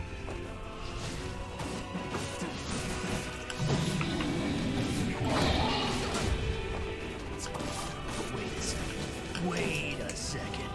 Your heart is different. It ain't hatred, and it ain't sadness. What's going on here, Sunshine?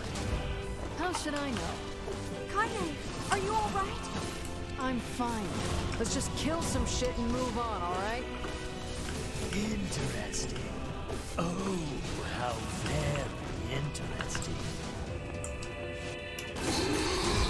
Finally, plot armor wore off. Thanks. Yeah.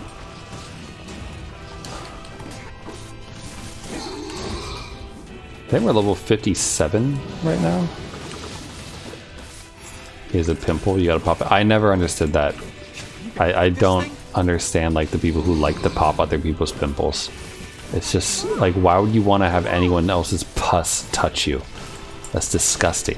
I can't stop now. Damn it. Stay focused, Kaine. Don't fall victim to such distractions. What distractions, Ice? We have to keep going. Okay. Let's go. Which door do you want to go to? This one? Okay, open the door. Open the door, Kaine. Oh, open the door, Kaine. This way. Move. Thank you.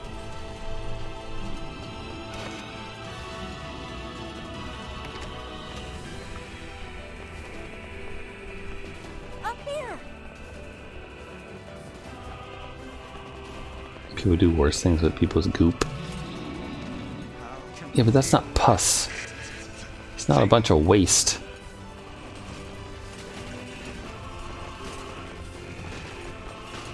Please hurry. It's just weird. It's like someone licking your eyeball. Like, why would you want someone to do that?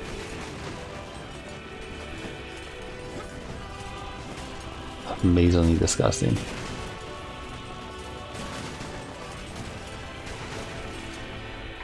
Boing.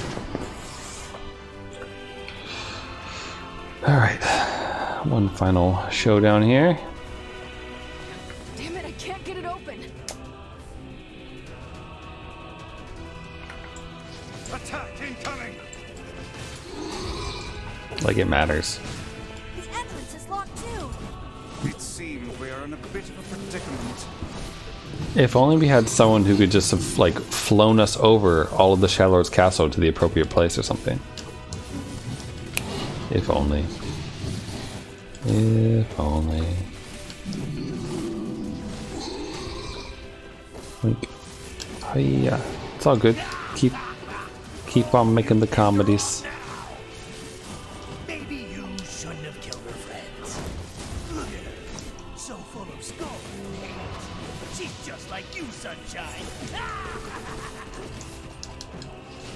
Like you're any different. Hate is just another crush for you. Hey now. You're in pain, you're lonely, no one likes you. So you try to hide it under violence and hate. I'm not like that at all. It's okay. It is. In the original game, did they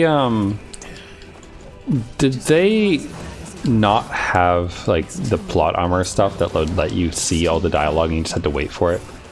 Did they change that for this, and that's why these fights last so long, because we have to wait for the dialogue?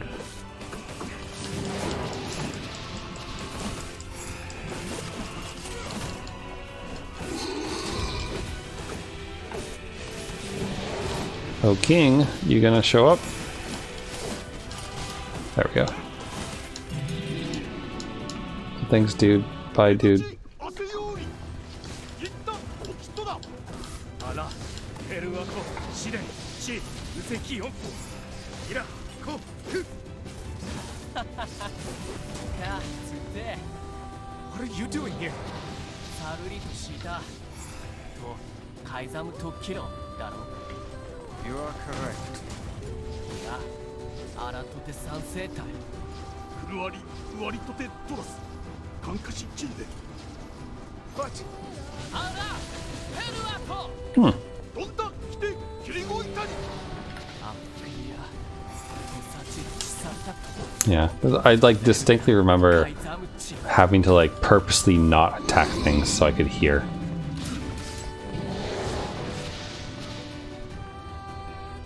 Hey!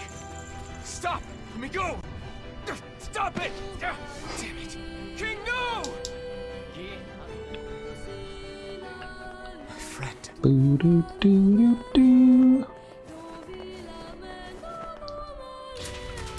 Alright, let's go kick David Lampopo's ass in less than, what was it? 3 minutes or something? Shadowlord is 420 because funny number, haha. Grimoire Noir is a minute and a half. David Lampopo is 3.5 minutes is what the achievement is.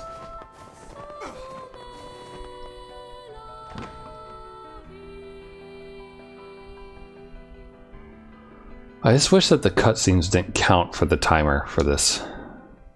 Because it really, like, really sucks, I think. Use Gluttony. That can be a good one. Yeah, you can do that. When she goes full psycho mode. All of you great.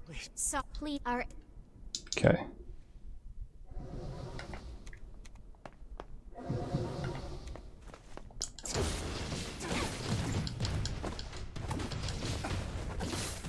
you and us. We're the same. Tools in the hands of a master. No! I'm nothing like you! Wait, we can definitely do this with 3.5 minutes without really trying too hard, I think.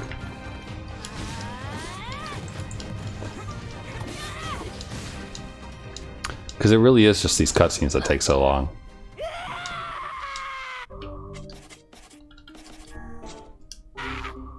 Please, don't do this, Popola!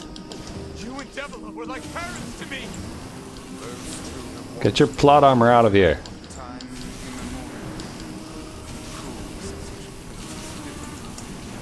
Like, the only reason I'm being hurt is because she has plot armor isn't dead yet because of it. But I do, Nier. I do want to do this. And start fighting.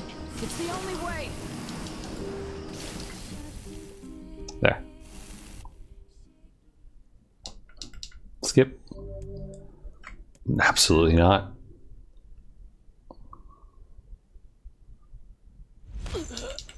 Oh. Come on, cutscene. Come on, achievement. Get to popping. God, so many achievements. Come on. There we go. Achievement unlocked, Soul Crusher. There we go. Like, that is the only reason why I don't have that achievement yet, is because I watch all those cutscenes and they definitely take longer than 3.5 minutes. I don't totally get why I don't have the Grimoire Noir one though, because there's no cutscene, it just goes into the next fight, doesn't it?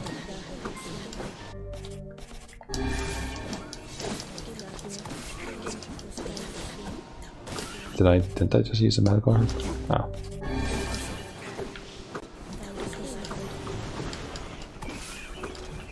So I really wish, instead of adding, or in addition to adding plot armor so you can hear all the dialogue without having to worry about not getting it, it would have been nice had they changed the way the achievements pop so that it doesn't count the cutscenes.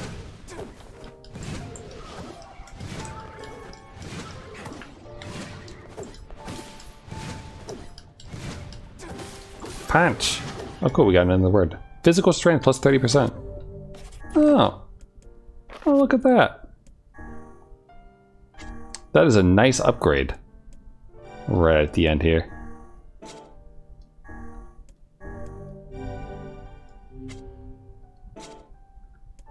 Oh, right. I don't actually need to have a weapon upgrade anymore. We could use other things. Drain. We could find out if drain HP is useful at all. Although, why is it only level 1? Is there a level 2? No. No. Batch assign. Let's find out if drain HP actually does anything like useful.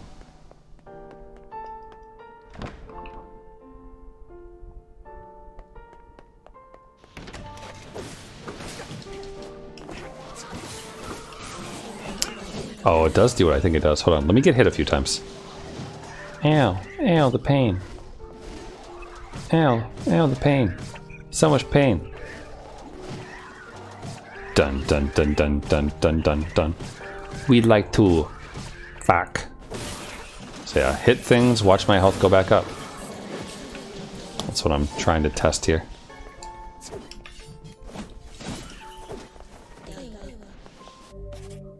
It is indeed mostly useless, but I don't really. I'm fine with that.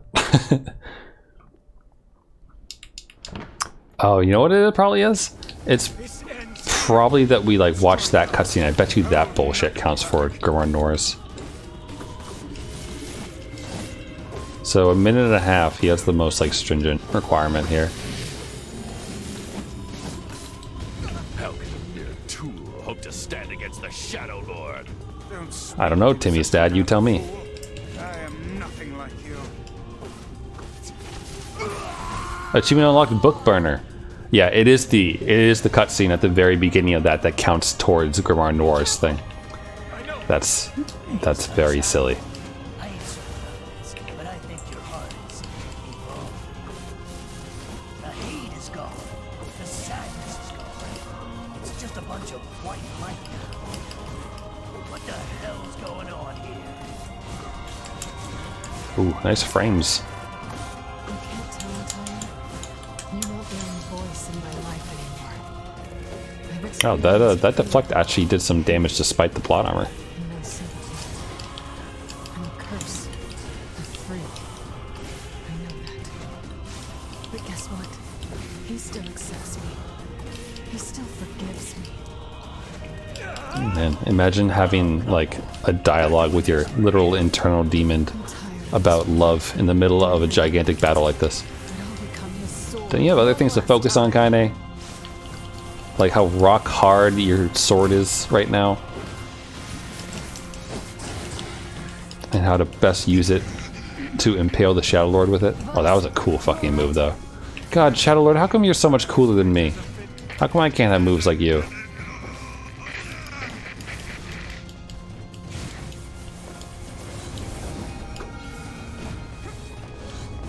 Did he do that in previous iterations, by the way? I don't remember seeing that move.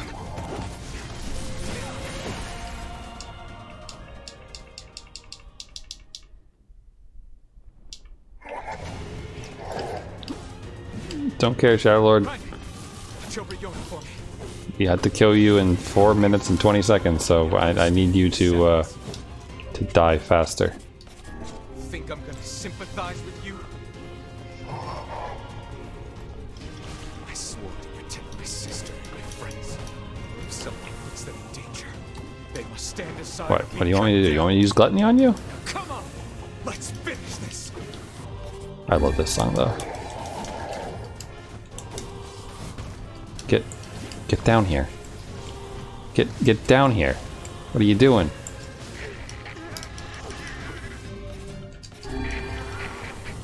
Vice, what's wrong? It's just plot armor.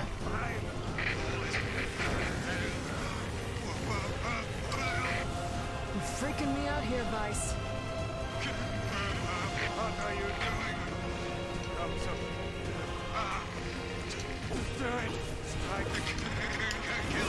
Oh, come on. Why are you so much cooler than me? There we go. One hit with the lance once he loses his plot armor.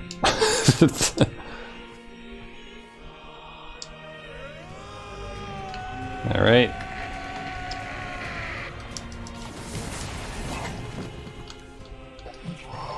It's fine.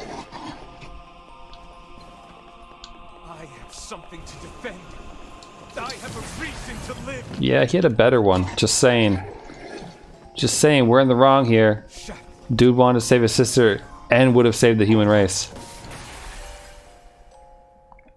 Where the asshole? Achievement unlocked, the once and final king. I wonder if this cutscene counts towards the nonsense here. Maybe not. Is it once we talk to Kaine that we get this? I can't. Just Skip.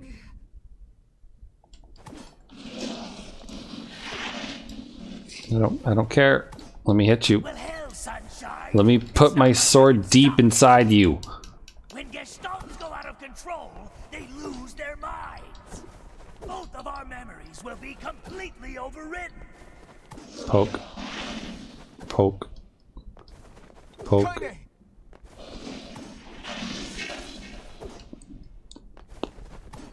Was it 3.5 minutes?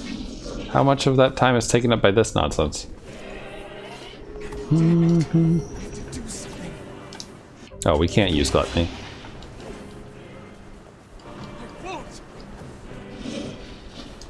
Run, you say? Nah. I'm good. We'll just block. Why is the block button not working?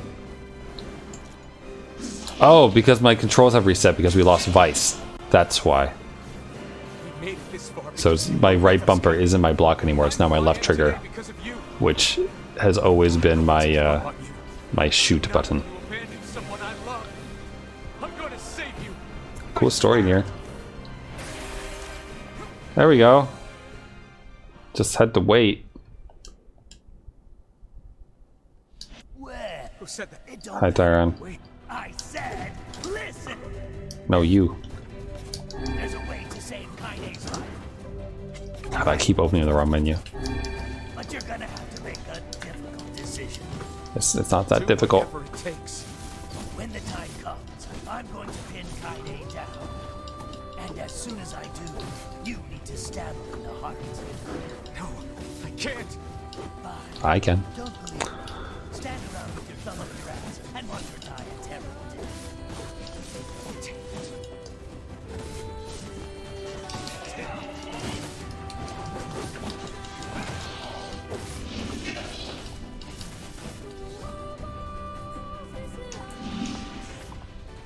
Skip cutscene. Achievement unlocked, the strongest bond. There we go. Okay, so is this thing gonna load properly now? Sometimes the Steam achievements don't load. Okay, so there's only one non-hidden achievement that I have, or that I don't have rather. Then there's 5 hidden achievements, which is interesting. So I guess the question is,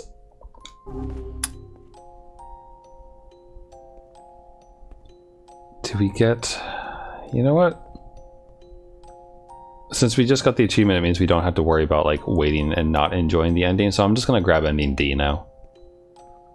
We've seen every other cutscene over and over again, so I don't really feel that bad about skipping through everything like that. Because we don't have to skip through this. So got all the weapons, spent 80 hours farming for level 4 of everything. Bye.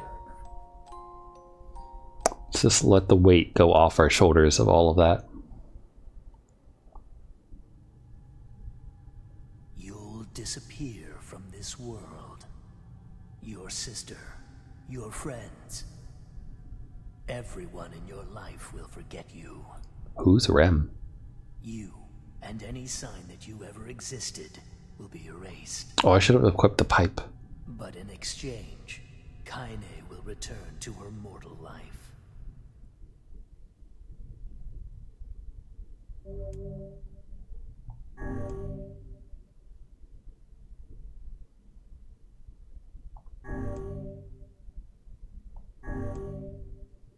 This is your last chance to change your mind.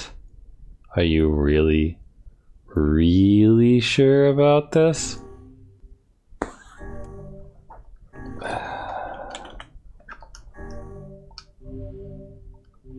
What if I entered Kaine into that? Swoosh.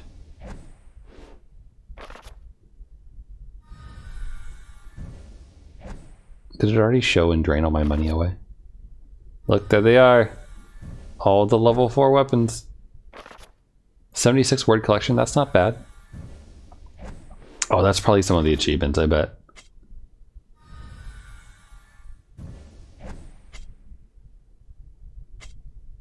Ah, yes, those tutorials. Yes, of course. Very important, those. Do, do, do, do. Why red? It's another handle that I use and some other things. Oh wait, there's actual HP levels? I didn't realize the status screen had that. Huh. You learn something new every time you erase your save data. 83 hours and 16 minutes.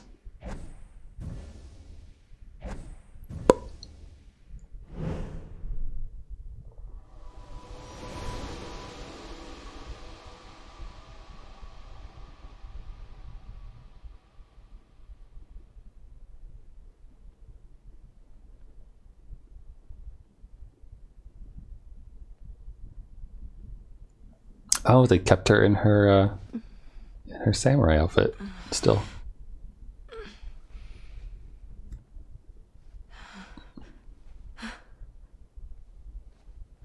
Are you all right? Yona?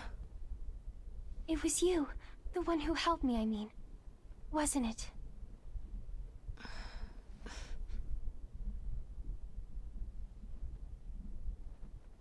No.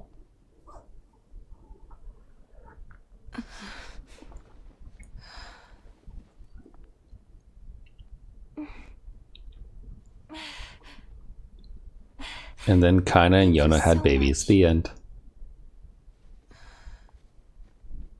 I'm glad you're okay. She's like, hey, you kind of look like someone I knew and had the hots for. I guess this is close enough. What's wrong? Huh? I mean, you defeated the Shadowlord and everything, but you don't look happy. I don't?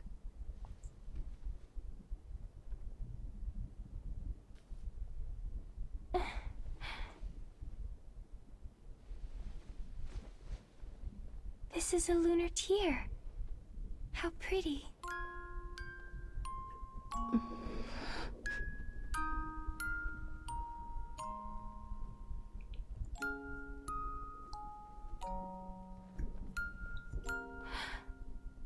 Are you crying?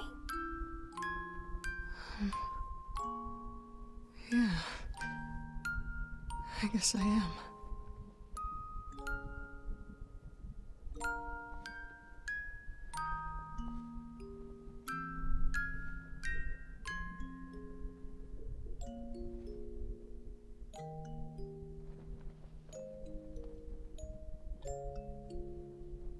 It's like I just found something special. Something very special.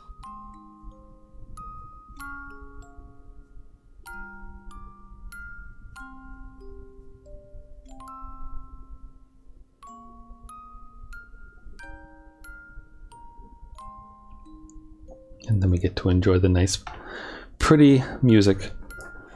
I think that's the name of the achievement as well, or at least on the Xbox 360. I'm pretty sure the achievement for beating the game was or beating the game with ending D rather, was something very special. Pretty sure. Oof. It was special. So supposedly there is a an ending E of sorts or something. I don't remember if it's an actual difference in ending or it's just like you play through the first half of the game again, but you can understand the shades. Something like that. I don't remember exactly what it is that someone told me that that happens, but yeah, we'll find out eventually. Not tonight though. Not tonight. It's already too late.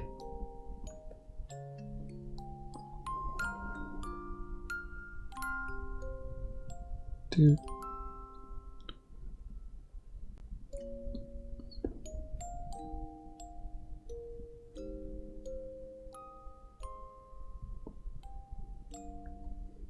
Do do do do do.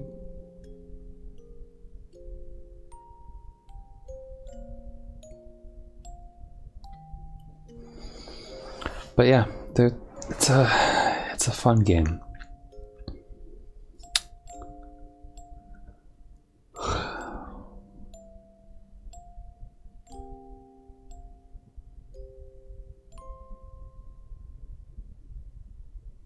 They had facial capture.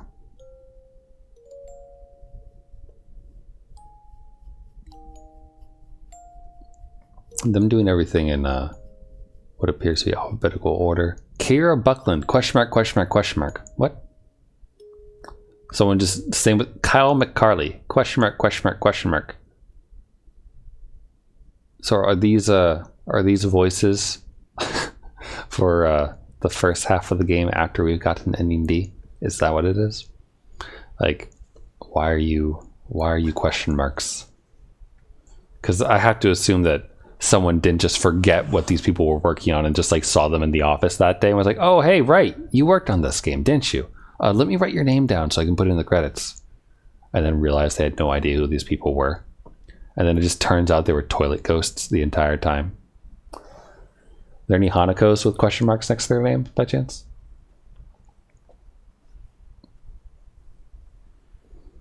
Monica Zamboni. That's a good name. Look for Ray Chase. Okay, well, we're not at the R's yet, so there's a lot of Nugans. Nugian. Paul Neal, not to be confused with Paul Nye, the science guy. Philip Reich. Yeah, Akagi. I wonder how many of these people have YouTube channels. Oh, shoot, I think I might have missed it. I zoned out. Ray Chase would have just come by. I was busy musing about YouTube channels and thinking about like how some voice actors stream on Twitch.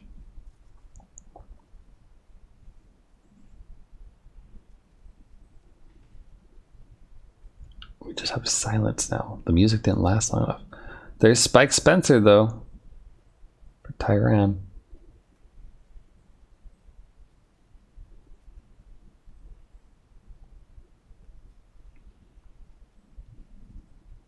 Red Bag Woman. Parascience. I feel like she's done other voices before that I know.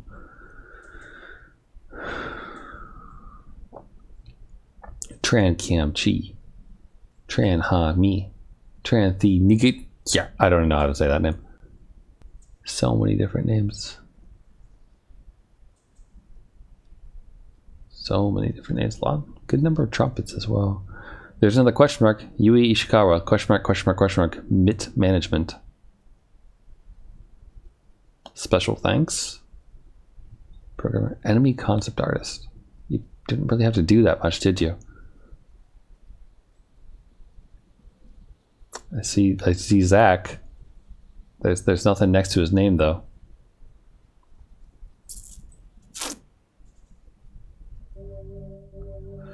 System data saved. Achievement unlocked. Something very special.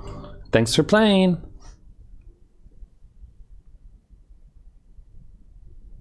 And there we go. We got the lunar tier on our front end here.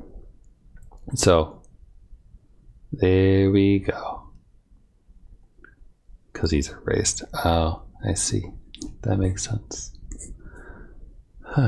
Okay, so that's it for tonight.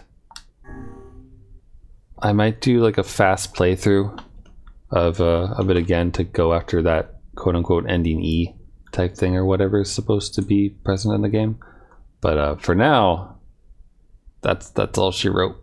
So I got things to do before I go to bed in like an hour or so. So thanks for hanging out, everyone. Hope you enjoyed the farming, the weapon story reading, and the speed run through the end to get achievements and all that. So bye for now, everyone. Hope you have a good rest of your day or rest of your night, whatever it is, wherever you are. And I will catch you tomorrow with a different game. You'll see what it is then. Bye, everyone.